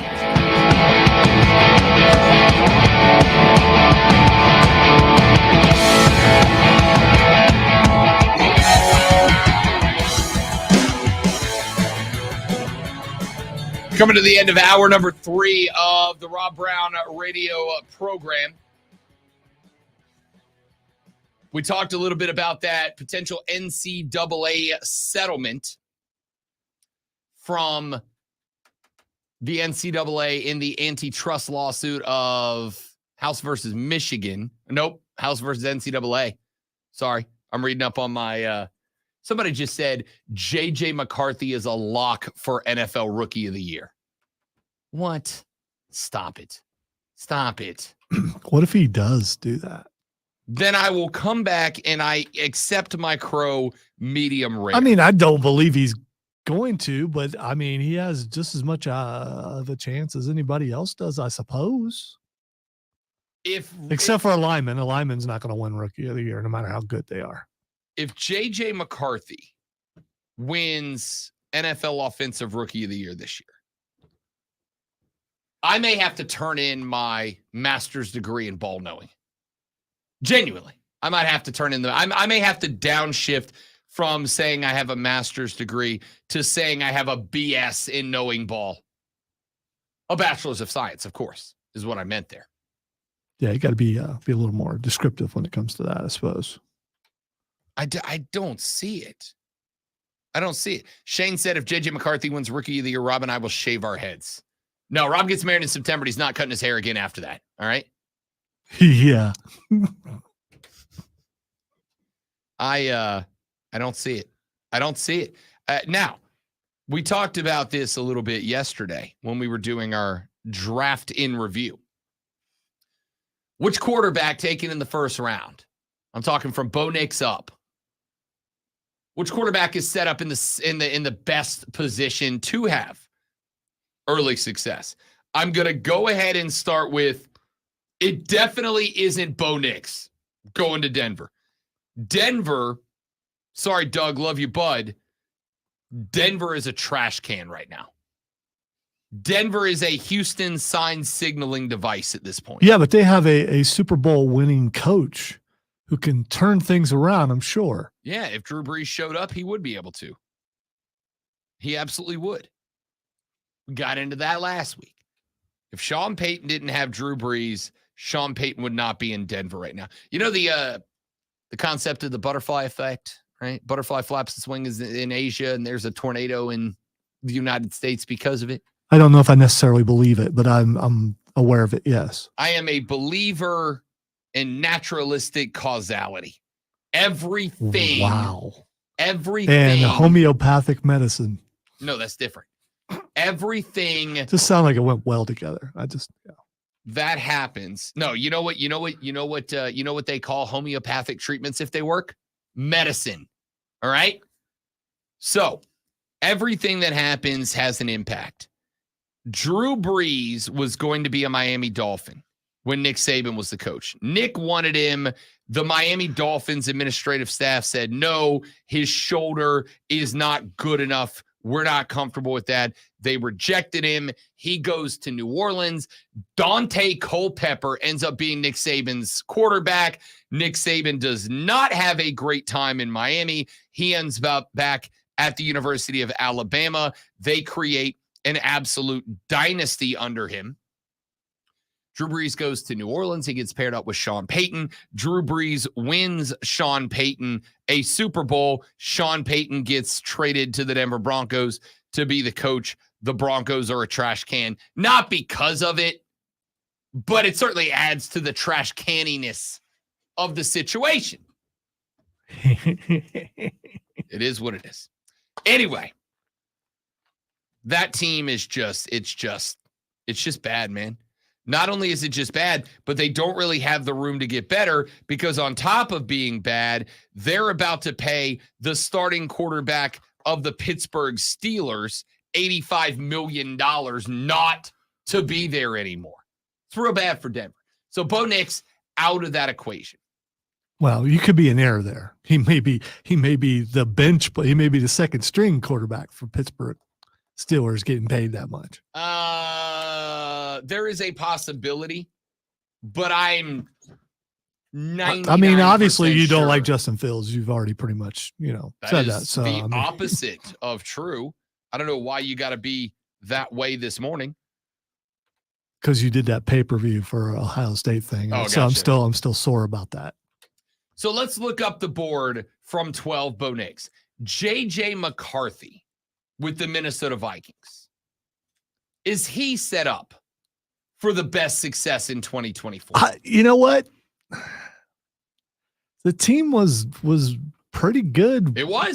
Especially when that Atlanta quarterback was playing for them. So if he can equal that play, I don't know. They've got Justin Jefferson and Jordan Addison. Addison really kind of broke out a little bit during the end of the year when JJ was busted up just a little bit. They've got Brandon Powell as their third wide receiver, as their slot wide receiver. They brought over Aaron Jones from Green Bay, who was very successful with the Pack, to be their leading running back. That's not a bad spot either. He's behind a decent offensive line led by Garrett Bradbury, the center. He's in a decent position. So who else? Who else might be in a better spot? Is it Michael Penix Jr. in Atlanta? I actually think, here we go, let's start the fight again. Michael Penix Jr. is in the conversation, even though he will not be playing this year unless something happens to Grandpa Kirk. He can't be rookie of the year if he's not playing. I didn't say rookie of the year. I said best set up for success. Well, the original text I thought was about rookie of the year. It did. Okay. It was. Okay. But the question I asked to modify it, because obviously that would eliminate Michael Penix Jr., is which quarterback is best set up for success? By the way, the Falcons did sign an extension, the fifth-year option picked up with Kyle Pitts. So Kyle Pitts is still in the mix. Michael Penix Jr. gets a year to sit, theoretically, maybe two. And yes, he's 20. Oh, God, he's 24. Woof. Grandpa. It's almost like they don't have a 36-year-old quarterback. Drake London, Darnell Mooney, who, by the way, I think might put a big Sir Mix-a-Lot-sized asterisk next to this, might be the most underappreciated pickup of the NFL's free agency period. Dude is speed, which is probably the one thing that Atlanta was missing out of the wide receiver spot last year, was genuinely having a speedster on the outside. Moody can help with that. Rondale Moore as your slot wide receiver. You got Ray McLeod in there when you want to go with a 4-wide set. You've got Bijan Robinson, the stellar rookie, as your first running back. Tyler Algier as your second running back. You've got a very good, I'm not going to say great, but very good offensive line ahead of you. And Michael Penix Jr. is going to get some time to sit and learn the game. And I talked about this yesterday. Why does it feel like Monday was like a week ago? Talked about this yesterday. It has to do with our first hour, I'm sure. Probably. It was very emotional. It was very emotional. Yeah, I'm drained. Check it out on the Odyssey app, or go to the fanupstate.com or on your social media site of choice. Wherever podcasts are found. Search for, subscribe to The Rob Brown Show and listen every hour on demand. You're welcome. I'm waiting for you to inevitably make your way to New Orleans. Listen, we got our Hall of Fame quarterback under center already. Spencer Rattler gets to spend a year learning under a Hall of Famer. That's pretty solid work. I am going to stick to the top-notch rookies, to the first-round rookies. We can get in some of the later picks later on. I really like Michael Penix Jr.'s setup. Let's go up above Michael Penix Jr. What do you say we jump up to Drake May with New England? Yeah, let's talk about some guys who might actually get some playing time before they're 30. You just don't care about reality. Well, me and a bunch of other people. Yes. Yeah, and all those people are in the same boat. I have already told you. You can look at Cousins' contract and realize he is not their long-term priority, which is why they structured the contract to give him all his 100-plus guaranteed up front, and it does not extend into the back years of the contract. I don't know who you're trying to convince, but I'm trying to convince you. Which you're not. You're not going to convince me. Cousins, until last year, pretty durable, and plays out his contracts and then gets new ones other places. I think he goes 2 to 3 more years, and then 2 is fine. That's what I said, 2. I'm saying he's not playing all 4 years of a 4-year contract. It's not happening. We'll see. Anyway. Penix ain't getting on the field. He's going to be like Jordan Love or some other guys, not get on the field till they're in the early 30. He might be pretty good when he gets on the field when he's 30. We'll see. He will be on the field by the time he's 26 years old. He'll be on the field by the time he's 26. He'll be 24 this year, 25 next year. He will be on the year in his third year. When he's on the field at 26, hopefully we're still together, because then I'll be 57 and I'll have a really fun year. I think he's going to be good. I think he's got all the talent. I think he's got all the skill set. I think he's got a great understanding of the game, great field vision. And I think the only question is the health and the age. And I'm not worried about the age. I'm worried about the age in that you're not going to have him for a dozen years at quarterback, but you get 6 to 8 good years out of him at quarterback, and you've built a roster that should last for a while. Or since you're Atlanta, you'll trade him away and he'll play somewhere else. That's also a possibility. But if they trade him away before he really gets the opportunity to play, it means they've gone all in with Kirk ain't never won a damn thing Cousins, who, by the way, Lonzo, does not have a ring. Just so we're clear. He's upper mid for sure. I mean, he's not as good as Brad Johnson. No, he's not. Yeah. Not as good as Trent Dilfer. No, he's not. Yeah. I'd take Trent Dilfer over Kirk Cousins for sure. So there's that. In his prime, sure, why not? Lots of reasons why not. All right. Drake May with New England. They did draft Jalen Polk out of Washington to be a starting wide receiver. They do have Kendrick Bourne. Not a bad opportunity. Kayshon Boutte is on that list. Juju Smith-Schuster is on this roster. Yeah. Kansas City fans are like, good. Good. Glad he is. Wait, did you say Boutte? Yeah, Kayshon Boutte. Okay. Boutte. Kayshon Boutte. Sure it's not Boot? Yep, I am. Okay. You have got Drake May, who, by the way, hilariously is listed as number 2 on their depth chart behind Jacoby Brissett right now. I suspect that'll change. He's their starter as of now. Brissett is, yeah. They got Ramondre Stevenson because Zeke Elliott left. He's back in the Big D, and I do mean Dallas on a 1-year contract. Don't love the run game. Don't love the offensive line. I genuinely think it is going to be a struggle this year for Drake May. I am actually very concerned that maybe Mac Jones wasn't the problem in New England. I'm almost wondering if Mac Jones wasn't discarded because they built a crap team around him, led around by a dictator of a head coach who didn't really care about getting the best players. He just cared about getting guys who followed him around. You're talking about who some people, quite a few people call the greatest coach of all time? I think he is. I don't have any problem saying that, but also he's a dictator. Those things aren't mutually exclusive. New England's going to be interesting because, first of all, Belichick was there forever.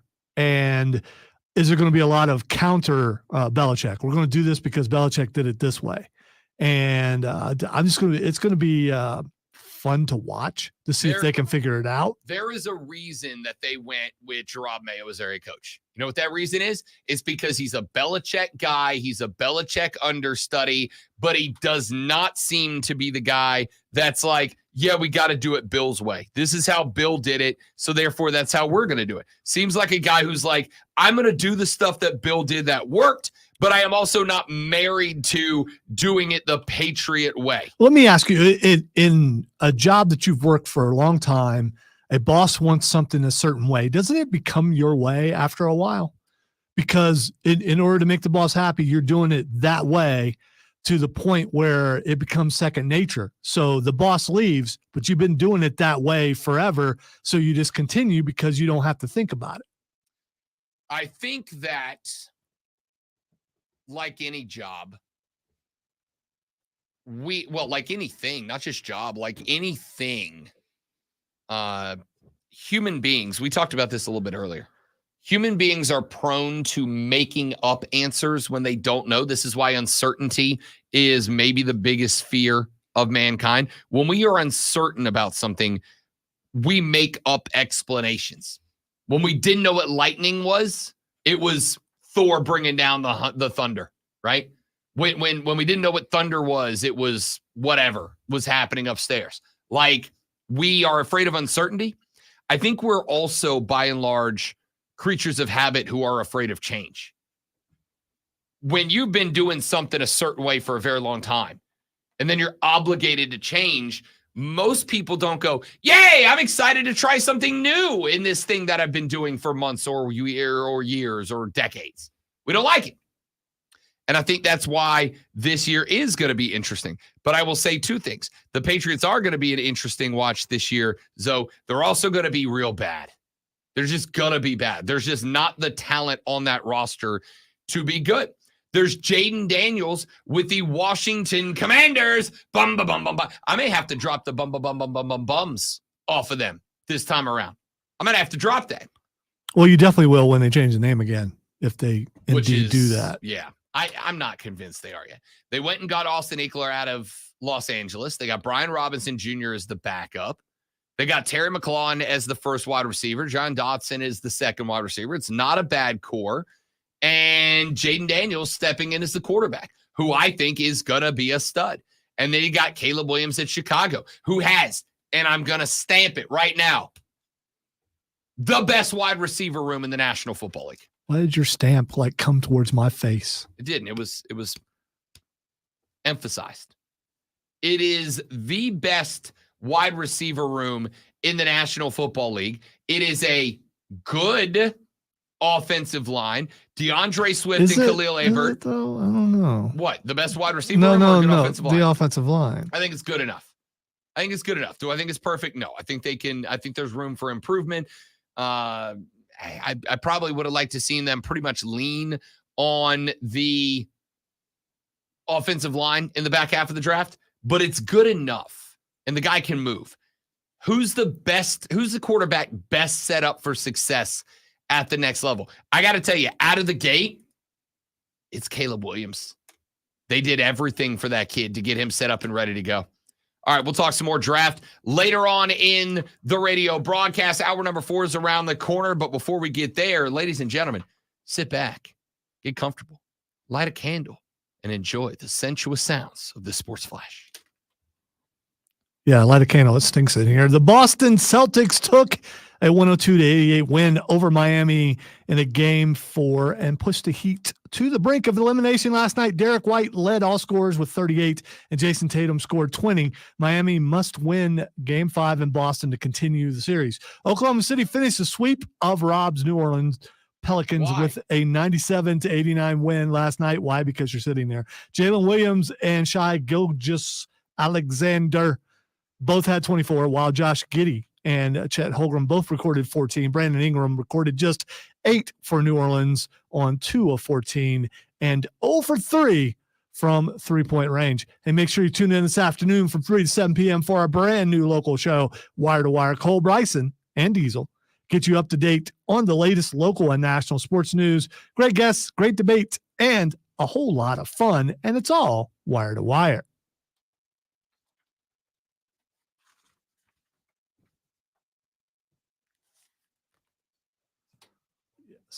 Jam Cam. The Cordell Jam Cam.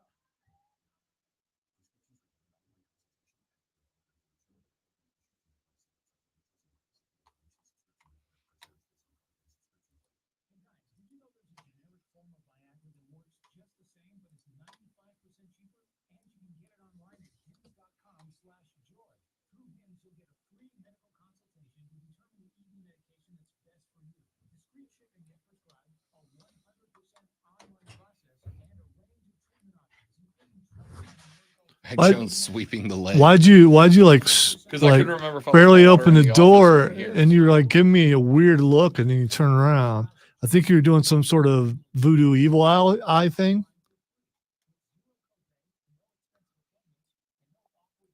I felt the bad vibes coming from the door, and I looked up, and there it was, an eyeball looking at me, and I thought, oh no, I have been cursed. Then I remembered I don't believe in curses. If I did, I would have counter-cursed, though, because,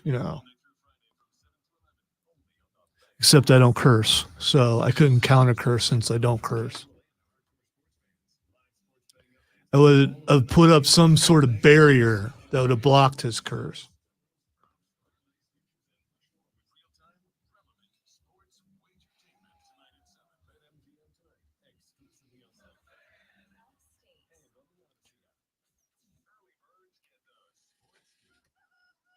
Oh, the crud. I fixed it. Attaboy. Thank you for calling me boy. I appreciate it. Attaboy. Attaboy. Attaboy.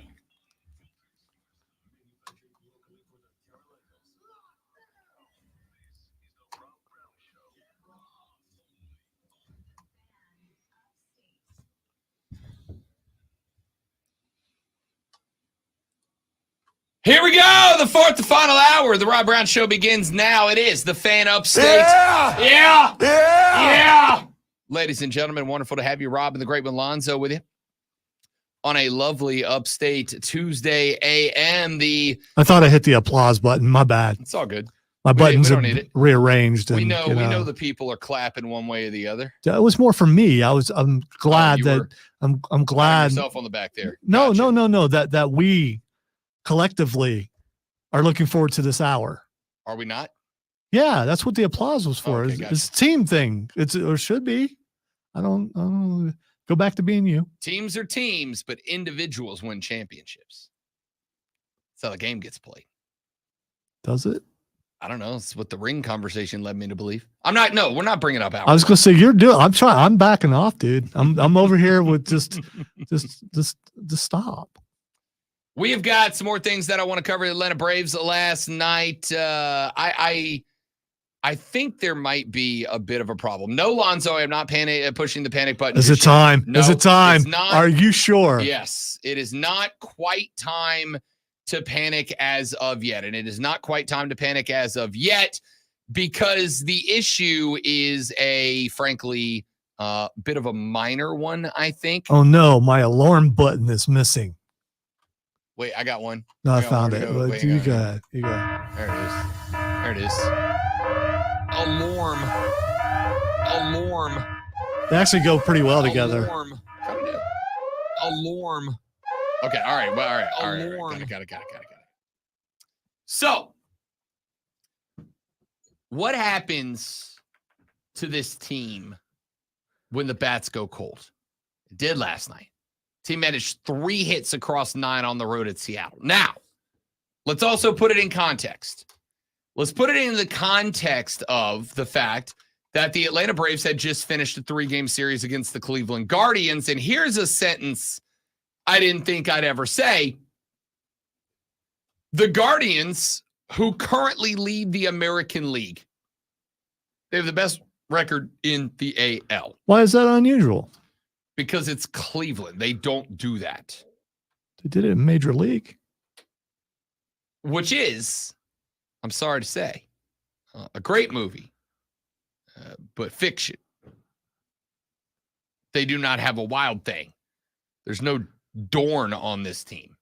They don't have that cutout where they take the pieces of the GM. I don't think so. We could get one of those.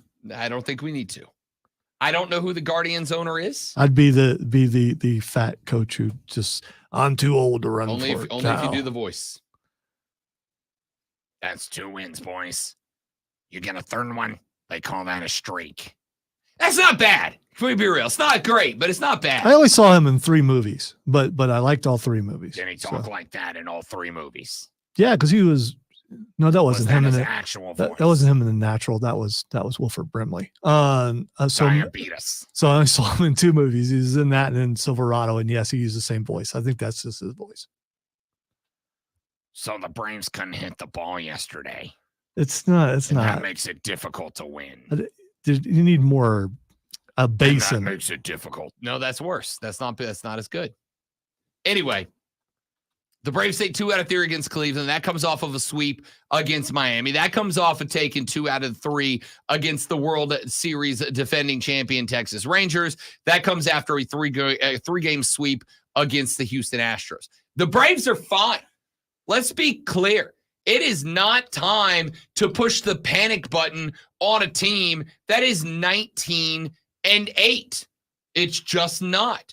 As far as the MLB standings go right now, the Braves over in the National League have more wins except everybody else except the Dodgers. But you will remember that the Dodgers had a 3-game series.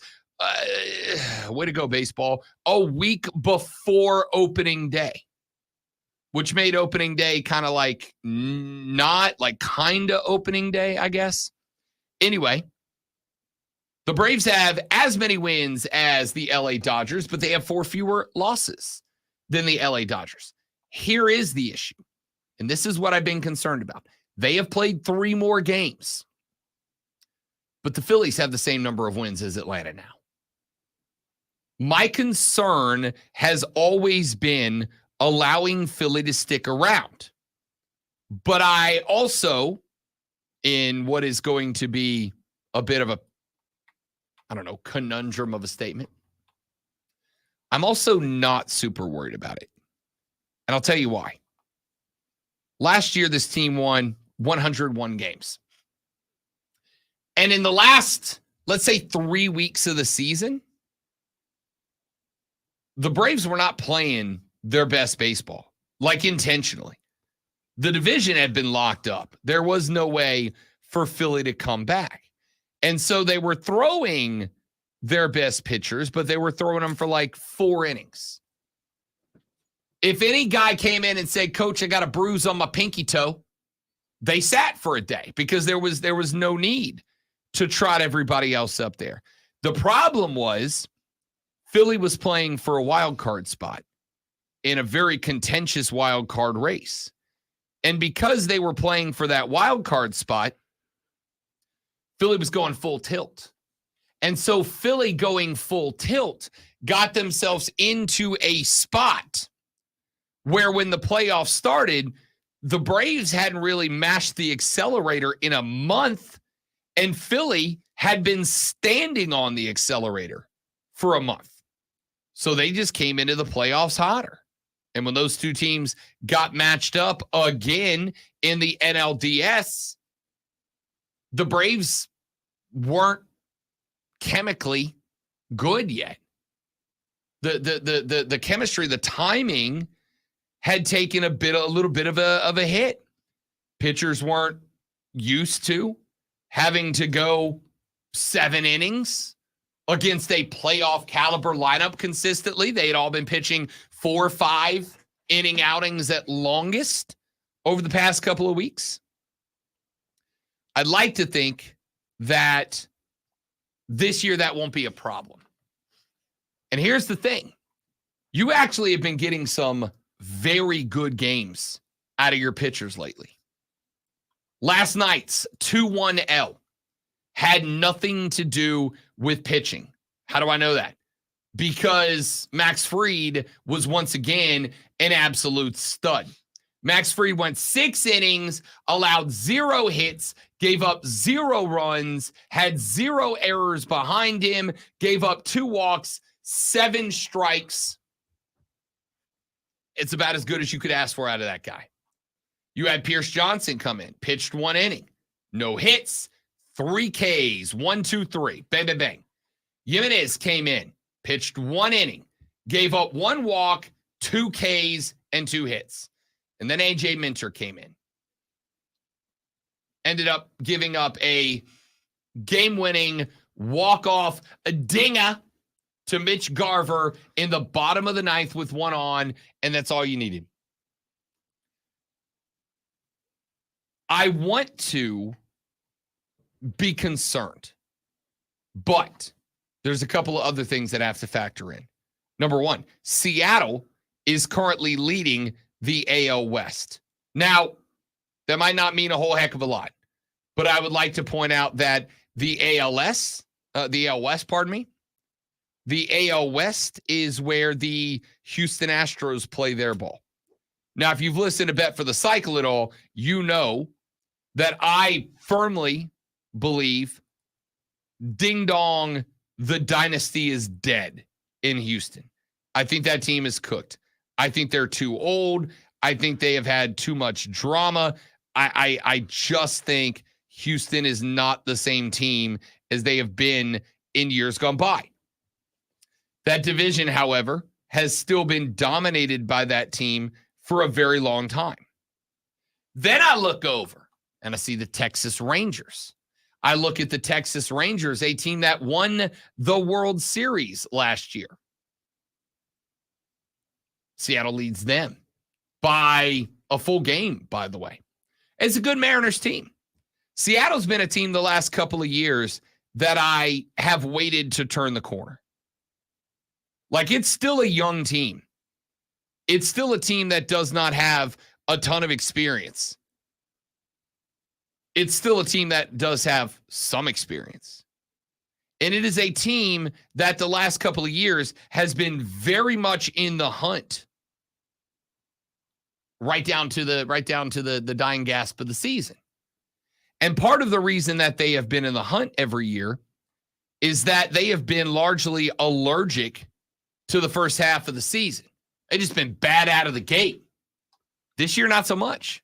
It's a good start for them this year. They're 16-13, 3 games up over 500, a full game lead on the defending World Series champs. The rest of that division, not very good. However, by the way, props to the Oakland Athletics players, because with all of the crap that they are dealing with, and there is a lot of it, because they have, as far as I'm concerned, the worst owner in sports. We were talking about Major League. Lonzo, the Oakland Athletics are the movie Major League. They just are. They've got a roster composed primarily of young up-and-comers who haven't proven themselves yet, and a bunch of old guys who are past their prime and not the same players anymore. They've got an owner who very clearly only wants to profit off this team and could not give less of a flying patoot about the success or failure of that squad. Was that a hockey term? No, that was me saying could not give less of a flying, but like I didn't have my mouse over the self-censor button yet. So patoot was where I decided to go instead of, the other word. They've got an owner who has them playing for 3 seasons out of a minor league ball club in Sacramento, California. Just so we're clear on what this means, that stadium claims a capacity of 14,000 people.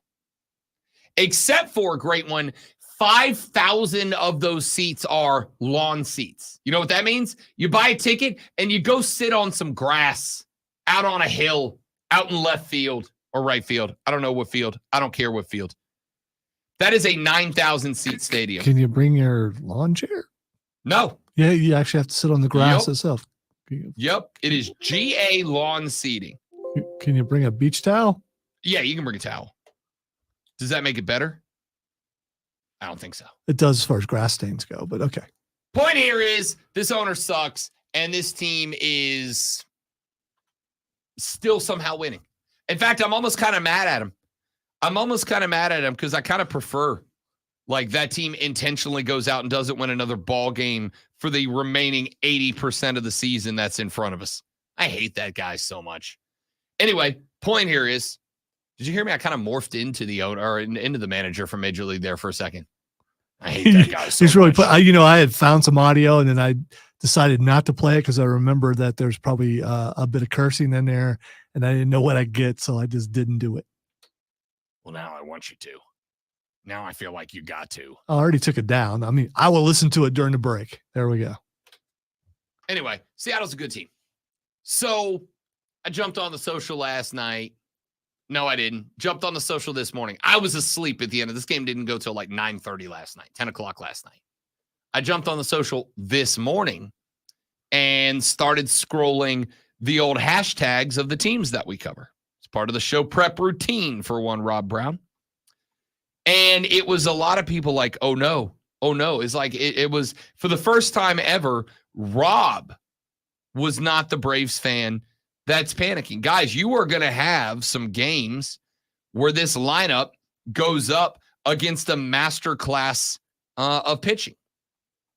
And the problem when you bump into a game last night like you did, where in today's baseball, and this is one thing we talked about when we had the epidemic of elbow injuries not terribly long ago. I talked about the fact that guys are going not going as deep into games as they've gone in years gone by. And I think part of that is to protect from injuries. I think one of the problems you bump into is you had Max Fried last night who went 6 innings. And I'm not saying in this particular game, but in a lot of games like this, that's the type of game that you would have sent my guy out there to go longer. You will remember that last week, Max Fried had a game against the Miami Marlins. He threw just the 4th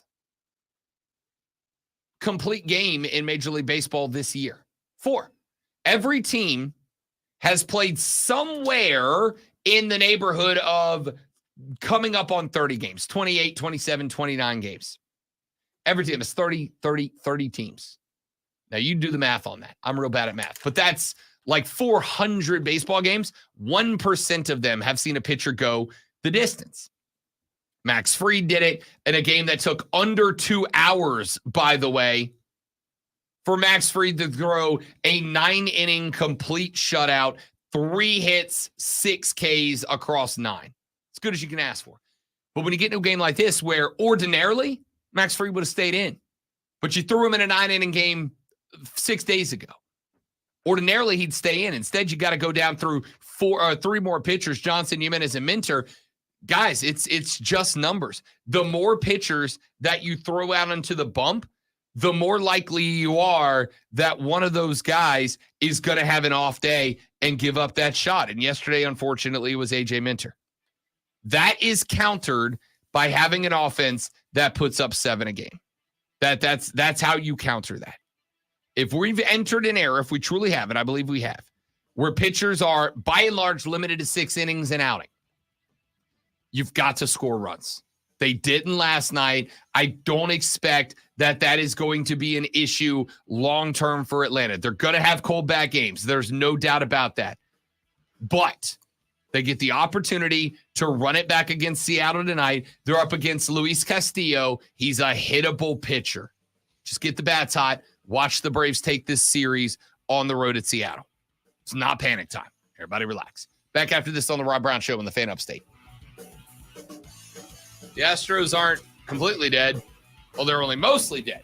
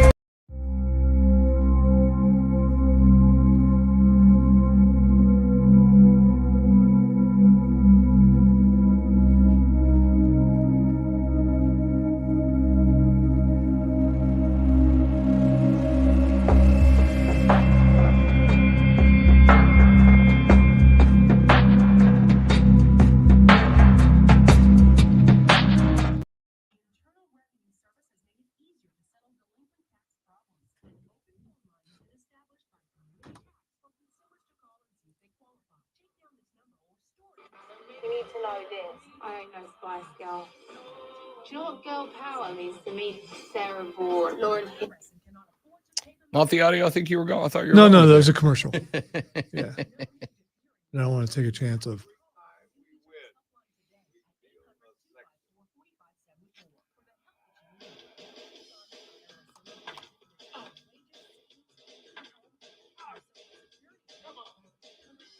Wow, that just showed him for a second. That's not enough.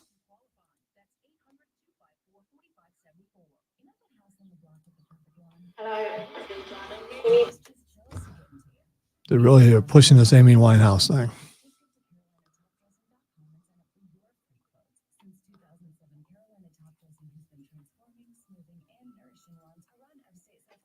I'm not much for giving inspirational addresses. I'd just like to point out every newspaper in the country has picked up the finished last. The local press seems to think we'd save everyone a lot of time and trouble if we just went out and shot ourselves. Me, I'm for wasting sports writers' time, so I'd like to hang around and see if we can give them all a nice big shit burger to eat.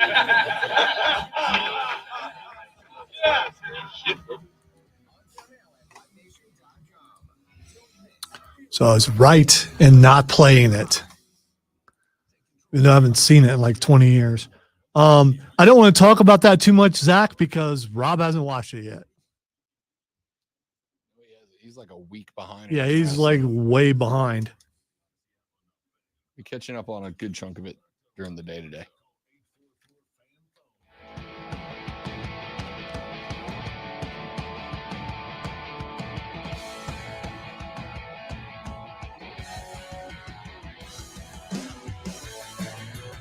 Then I moved it when he told me not to move it, and I You shouldn't have messed with it. I got it now. Yeah, dude, you can thank Diesel. The Rob Brown Show carries on. The Fan Upstate, Robin Lonzo with you.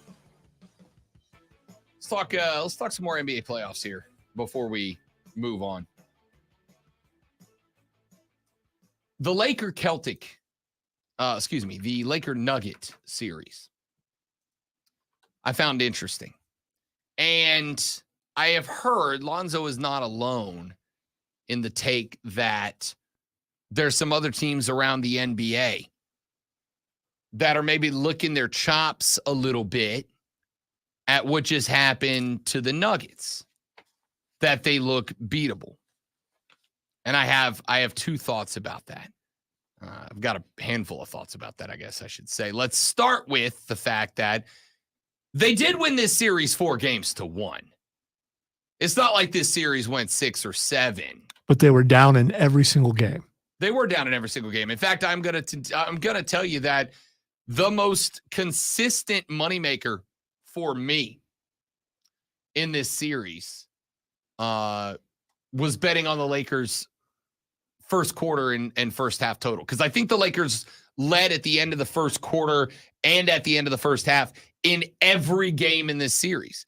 But I think those individual games were kind of indicative of the Nuggets as a whole on the season, through last postseason, game to game. I think the Lakers being up at the end of every fourth quarter, I think the Lakers being up at the end of every first half, yet winning only one game, was pretty consistent, frankly. Was pretty consistent with the season that the Nuggets have had so far. This is a team that kind of just lets you hang around. There's no, I don't want to say that they lack a killer instinct. You know what they remind me of? Like a boa constrictor. You know, a boa constrictor takes down its prey. It wraps up around them. And it doesn't squeeze them to death. That's not how it works. What a boa constrictor does is it wraps around its prey. And it just kind of lays on it. On the goat or whatever it is. It just kind of lays on them. And then when that animal is struggling to get out from the boa constrictor, it obviously starts breathing more heavily. taking deeper breaths. Well, what the constrictor does is it waits until you take a breath, and then when you breathe out and your chest constricts and your diaphragm constricts, then it squeezes. And it doesn't squeeze you all the way. It just squeezes you down to wherever your body finished at the out of a breath. You know, and then your chest and your gut kind of suck in a little bit. Then it just squeezes down to that, but it doesn't give anything back. And now it's hard to get a breath in. So then you're shallow breathing, and eventually, and you breathe out a little bit more, and your body constricts a little bit more, and then the boa constrictor just tightens that much more. And it doesn't squeeze you to create enough pressure to pop you. It just squeezes you so much that the oxygen leaves your body, and then you can't get any more in because it is squeezed enough down to your body size where your muscles can't force enough air in and out. And so you suffocate. It doesn't squeeze you to kill you. It squeezes you to suffocate you. And that kills you. That's kind of what the Nuggets are to me. The Nuggets don't ever come out and score 90 in the first half like some of these other teams do. They don't come out and rely on a bunch of incredible offensive performances from certain guys to beat you. What the Nuggets do is they let you do just enough to hang around. They let you do just enough to hang around and think that you're in the game. They let you do just enough to make you believe there's a chance. And then you're tired. And then you're breathing heavy. And once you're breathing heavy, then they squeeze just a little bit more. And the next thing you know, there's 36 seconds left and you find yourself down 4. The next thing you know, there's 1 minute left to play. They're up 2 and they've got the ball and you got to do something. You got to foul and send them to the line. Very good free throw shooting team. You got to do something if you're going to escape the grasp. And much like a boa constrictor, when it's wrapped up around its prey, that prey is struggling. And every now and then, that prey might get an arm out or a leg out or kind of twist around in the constrictor's grip and think to itself, oh, there it is. I got this. I'm free. No, you're not. You're absolutely not free. That boa constrictor is fine with you moving around a little bit. It's fine with you kicking. It's fine with you squirming. It's fine with you trying everything you can try to get out of its grasp, because every time that you do, you create a little bit more space for it to continue to constrict around you. And that to me is kind of what the Nuggets are. They're kind of a team that's going to let you flail and squirm and kick and punch and poke and prod and do everything you can think of doing, because everything that you do, they are still in control. This was that team last year during the postseason. It's a team that allows teams to just hang around, and yet every time it's clutch, every time it's crunch time, every time it's time for somebody to make a move, they got Jokic. They got Jamal Murray. Jamal Murray hit 2 game-winning clutch shots in this series. He did it back in game 1 with a true, honest-to-goodness buzzer beater that, by the way, broke a tie. If he missed that, we're going to OT. And if we're going to OT, I very much trust the Nuggets in overtime. Then it did it again last night with 3.8 seconds left to play. Knocked down the free throw line, extended jump shot with 3.6, 3.8, whatever it was, to take that game away, to win that game. That's all I can ask for. They keep putting themselves in position where they can win the clutch game, and then they keep winning the clutch game. They let you stick around.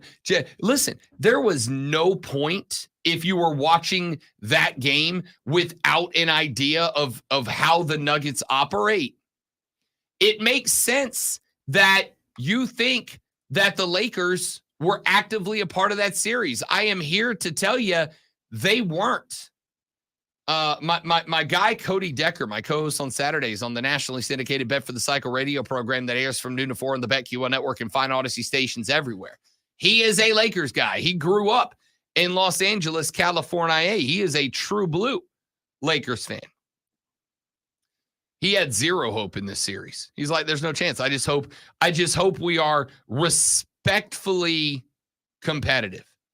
Like competitive enough that we don't have to just talk about the Lakers and what a catastrophe they were through the offseason. Now, unfortunately for Cody, because there is a LA bias in the media, and by the media, I mean certain sports outlets, he is going to have to hear that. But that doesn't mean the Lakers collapsed.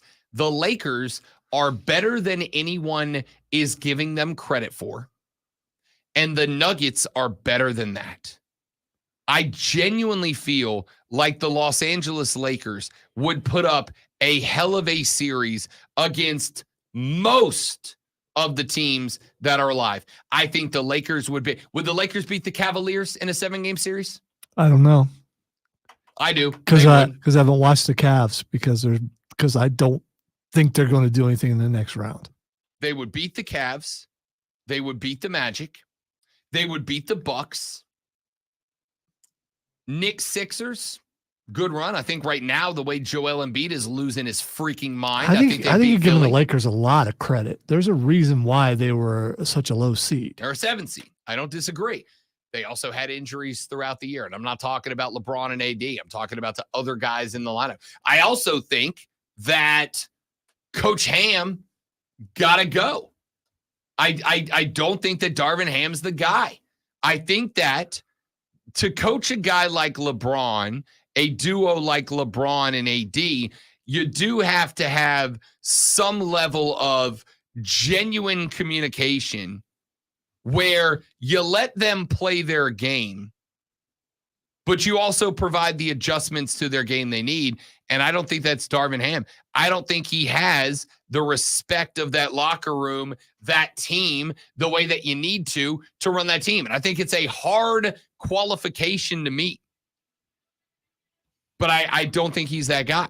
As far as talent goes, I think the Lakers are absolutely talented. I think they're a very good team. This is why I've said all year long, I think parity around the National Basketball Association this year is as good as it has been since the early 90s.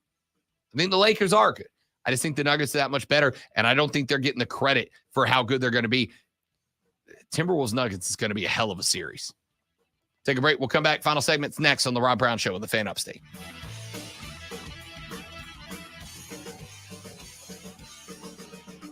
That's on the left.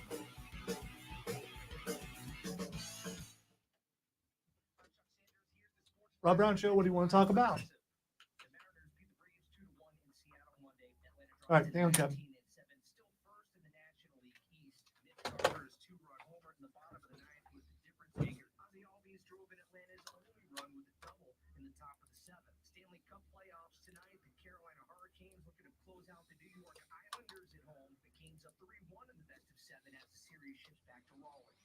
Baseball.com top 25 rankings are out. Clemson up a spot this week to number 4. East Carolina jumped 2 spots to number 5. Duke down 4 spots to number 10. North Carolina jumped 3 spots to number 12. Wake Forest slid 5 spots to number 13.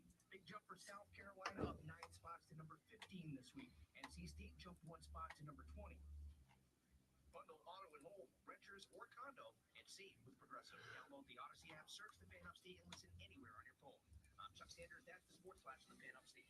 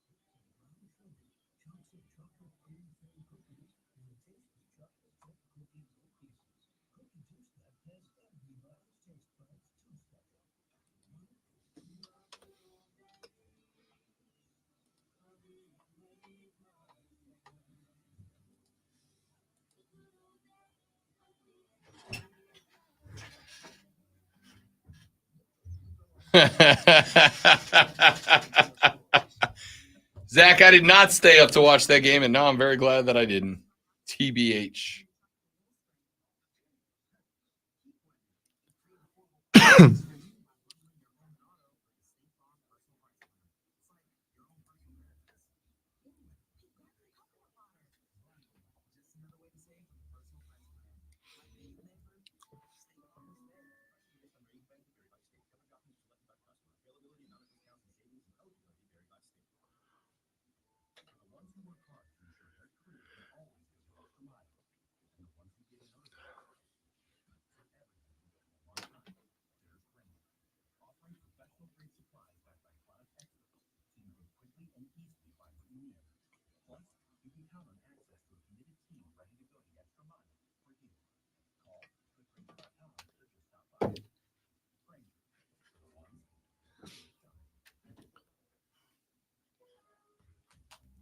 That was not the way I thought that game would have ended, though.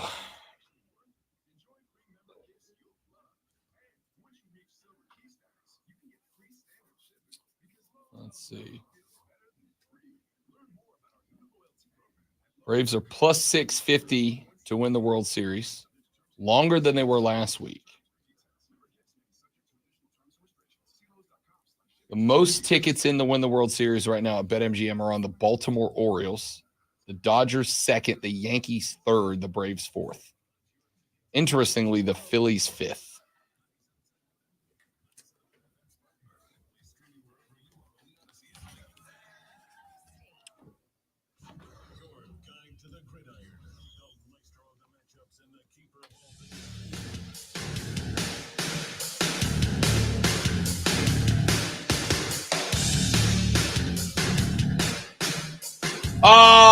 Why not? I'm going to go on my rant one more time. Why? Because I want to. I'll tell you what. Let's get a phone call in here. It's not showing up on my screen, so you have to tell me who it is. Kevin. Kev, what's up, big dog? Welcome back to the show, bud. What's going on, my guy? Not much, man. How you doing? Hey, man, just chill. Hey, man, before I get started, I like how y'all boys sit up there and talk about how big you was when you got here. I listen to the little skit all the time. When I came, not really skinny, but I like it. So you say you was about two bills and about 80 quarters when you came? Yes, sir. I tell you what, I started bidding out at about 3 bills and about 3 quarters. So now I'm down to 2 bills and about 5 quarters. Attaboy. So, hey, man, we trying to get down to about 240, but I look like Pookie from New Jack City when I get down to about 240, man. So it hits a little different, Kev. The first time a doctor looks you in the face and goes, "Hey, get less fat or you're gonna die." You know what I mean? Right. You got to come off that thing and get to walking or going somewhere, man. They can't sit around the house all day. Go somewhere for at least 30 minutes. I don't care if you walk down your aunt's house, get cussed out, and come back. Just walk down there and come back and figure it out. That was very specific, Kevin, about walking to your aunt's house. I'm just saying. Hey, so she probably got something to eat down there, so you were trying to walk down there and sneak a little piece of cake. I was just about to say I can't walk to my family's house because they don't live here. But if they did, it's because every time I walk in a relative's house, it's you look hungry. I could have just ate the whole damn buffet. If I walk in a family member's house, I look hungry. You know what I mean? Right. I like your family, man. We need to go down there and check them out sometime. You ain't got to twist my arm, brother. Hey, all right, what you got for us, Kev? What you got? Hey, man, Lakers, we're going home. Anybody else in the playoffs, we probably would have beat them. But this is where I get into the fact of, okay, we playing basketball, but I'm going to take this night off. I'm going to take that night off. Oh, I ain't going to play hard here. I ain't going to do that. Now you get down to the 7th seed. Now you got to play your way up. And LeBron thinking, just get me in the playoffs, I can beat anybody. No, you not 25, 27-year-old LeBron no more. You 40, bro. You can't carry no team no more. So now, if you play hard and at least get the 5 seed, we ain't got to go through this mess that we're going through now. You see Denver down the road. That's just how I look at it. No, and listen, you're not wrong. I would make the argument that, dude, it don't matter if you go in as an 8 or a 1. You got to beat the best teams to win a championship, right? And does anybody really give a darn if you get bounced in the first round or if you get bounced in the conference finals. No, nobody's going to remember that, right? Like all you remember is who won the trophy that year. Well, ownership would probably be upset with that. But Sure, yeah. but nobody cares about them. So, Kev, my thing would be here, and we had this conversation earlier in the show. I'm happy to bring it back up. The conversation we had earlier in the show is that if you're into this sort of thing, statistically speaking, load management actually gives you more wins. It just does. When they've looked at the numbers and run the numbers of when guys were load managing, it is more efficient for you to take a night off and increase the likelihood of 1 L, but also increase the likelihood of the next 2 being dubs than it is to play all 3 and have a coin flip in all 3 of them. And I know it very much, especially if you were raised a certain way, it's kind of counterintuitive to the whole give it your all mentality that we all like to say that we have. But realistically speaking here, Kevin, the goal is not to go out there and be the hardest playing basketball player. The goal is to go win a championship. The goal is to win. And there are some teams that just have to accept, yeah, we might catch a 1 seed on the way through, but the reality is if we're going to win a championship, we got to play Denver one damn way or the other. So we might as well give ourselves the best chance we can to be healthy at the end of the year when we play Denver in the first round, then bust it, get all banged up. Who knows if anybody ends up missing some time and then catching the exact same Nuggets team in the last round anyway. Okay, I get it. But if you're going to load manage, make sure your dogs is ready to come off the bench or the ones that not big superstars but they can play. Make sure they ready to go get it because the 5 that we got over there, I don't know if D-Lo want to play tonight or if he feel like, but is he that scared of LeBron when he on the floor? Does LeBron have to cuss him out to get him to go score 20 points? And that's the interesting thing, right? Because he goes out and in games 1 and 2, he looks pretty good. He comes back down to game 3, doesn't score a damn point not down the stretch at all, period, on the course of the night.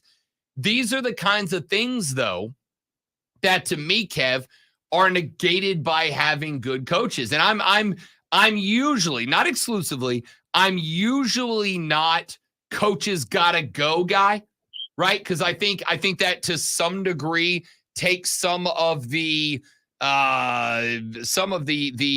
importance off of the players getting it done. And I think sometimes that can lead to players maybe being a little bit weak and then using, it's on the coach. He didn't really prepare us as a bit of an excuse for not being at their best.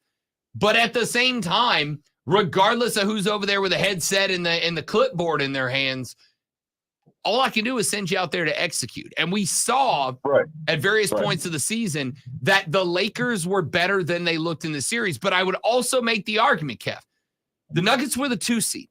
They did the exact same thing and followed the exact same script last year. They're just going to do enough to win. It's never going to be flashy. It's never going to be fancy. It's never going to make the headlines. It's just going to be enough to win. They did it last year. They did it to the all this year. And don't be shocked if they do it to the 1 seed Minnesota in the next round too. I think they will because do they ever, they're off night shooting, but they so much of a oil chain, man, if somebody's not hitting, somebody is hot. On this bench somewhere, somebody is hot tonight.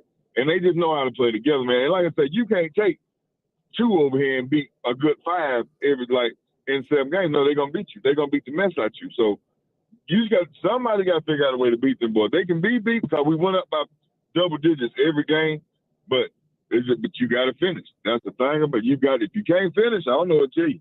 You can get up 60, but if you can't finish, it's gonna be a bad night for you. Yeah, listen, it's Clutch Team. Appreciate it, Kev. Good to talk to you, bud. Thanks for checking in. The Denver Nuggets are, to me, without a doubt, a team that if you can't finish, you can't win, for sure. Lakers had, 2 losses where they had a double-digit lead and they just couldn't protect it. But, like I said, I think some folks are making the mistake of getting lulled to sleep by the Denver Nuggets, which, for the record, is a thing that I think some teams do with the Denver Nuggets. That's why I said I think this just at this point, I just think this is their MO. We are going to lull you to sleep. It's the old rope-a-dope. We're going to let you sit there and throw punch after punch after punch after punch after punch, and you think you got us, right? Because we're leaned on the ropes. We got the gloves up in defense, and we're just kind of rocking back and forth and doing the best we can not to take one on the beak. And the next thing you know, you're exhausted. You're winded. You're wiped. You've thrown every punch you got. You haven't landed a power blow yet. Yeah, you scored a couple of jabs here and there. Maybe even caught me with a cross. Maybe even caught me with a hook. Like, you did enough that you felt like you've done some damage. And hell, the Lakers did do some damage. They did have Denver in some iffy spots where, even knowing that Denver is a team that is built to be good in the fourth quarter, it was like, I don't know if they got this in them, right? They're down 20. I don't know if they got that in them. Maybe they covered the spread, but like, my goodness, can they come back down from 20? And then they do. Because you done worn yourself out. You fell asleep. You got comfortable. And then all of a sudden, the script changes. You want to know a real good way to be a real bad team? And I don't care what sport you're talking about. Real good way to be a real bad team is do it your way, and that's the only way, and you never adapt. Every time down the floor, we're running this set or this play or this plan or whatever, this progression, and we want this shot. And you come down and you realize the defense has thrown up a different look at you, right? They've changed the look that you're used to. And when they change that look that you're used to, you can either adapt or you can give them the advantage and play right into it. And I really do feel like that's what the Lakers did. It got to a point late in the game, and maybe this is fair, maybe unfair, maybe this even qualifies as a criticism of LeBron James, the teammate. But it's like late in that game last night, a game the Lakers had a halftime lead, as they did every game. It's like they got to a point where they were just like, hey, LeBron, can you do this for us? Can you take over for this? Can you make something happen for us here? Which has been the case almost every single year of his career. I don't know if that was the case in Miami. Oh, it definitely still was in Miami. I know that Wade contributed and Bosh contributed, but still there were points in the game where they said, here, LeBron, we need you to do this. And again, you might be right. But when you have that going, especially later in LeBron's career, again, as Kev pointed out, my dude's almost 40 years old, or he's all. Then he turned. I think he's a summer baby. I think he turned. I mean, I know he turns 40 before me, but only a few months. When you're almost 40 years old at this point, you got to have somebody that can step up and help. LeBron's assist numbers have been going up year after year. He's got to have somebody step up. And I pointed this out earlier. Denver's too deep. They're just too deep. That'll be Minnesota's problem too, by the way. Denver's too deep.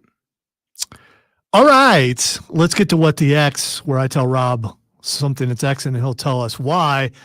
First one is Patrick Mahomes. I'm assuming he's celebrating today because in a note that I did Nope. not make earlier, Travis Kelce just signed a 2-year deal. So you took that away from me. I tried to get you to stop. That was going to be the next one. But yes. All right. Well, let's go with Travis Kelce first. Is Xing. Travis Kelce, I know, is celebrating because he just made some more money off your reigning, defending, undisputed world football champions. The Kansas City Chiefs gets a 2-year extension, which I think makes sense because, again, I've pointed out, I don't know. I was shocked by the 2 years. I thought he would just do 1 year. I'm not, and I'll tell you why. I think he sticks around for as many years as y'all win it in a row. If you win it again next year, I think he comes back for the four-peat to try to do something that is just remarkably difficult to do, maybe impossible to do. I think if you win it 4 years in a row, he would come back for year number 5. I think TK calls it the next time you guys don't win the Super Bowl.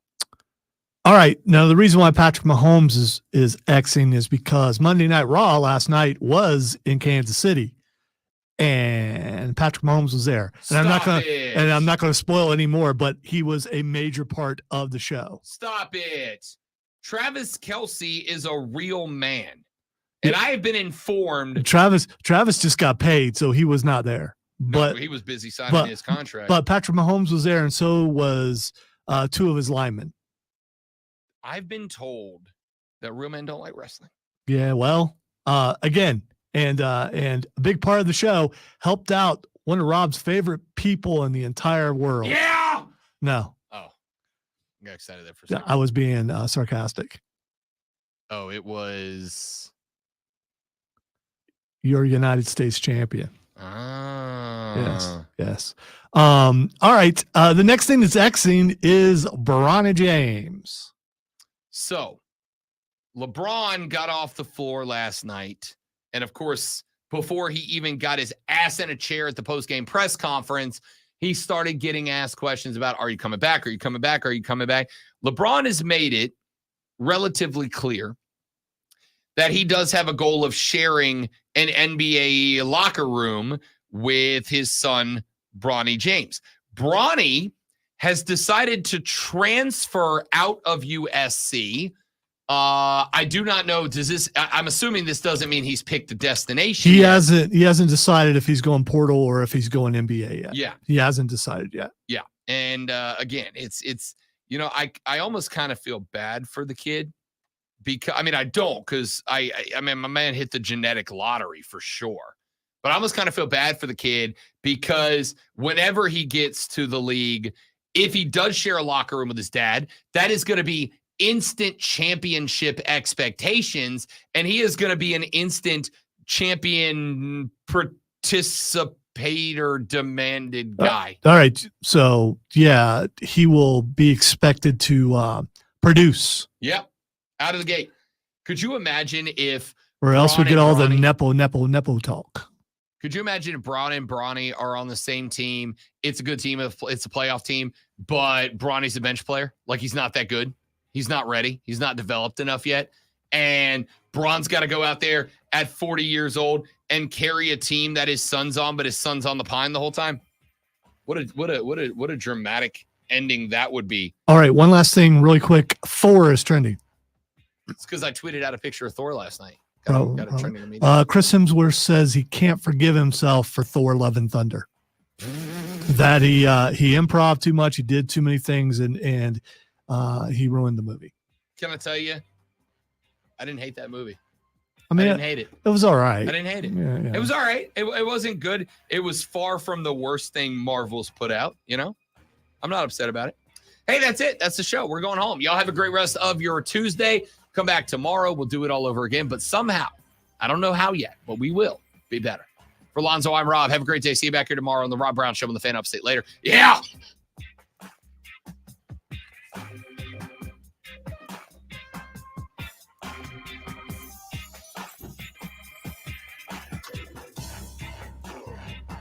I got 35 emails. Work emails? Kind of. This work email? Yes. That sounds like you that sounds like you did or didn't do something. One of them is informing me that I have been entered into the ticket lottery for when the Savannah Bananas play at Fluor Field. Pretty pumped about that.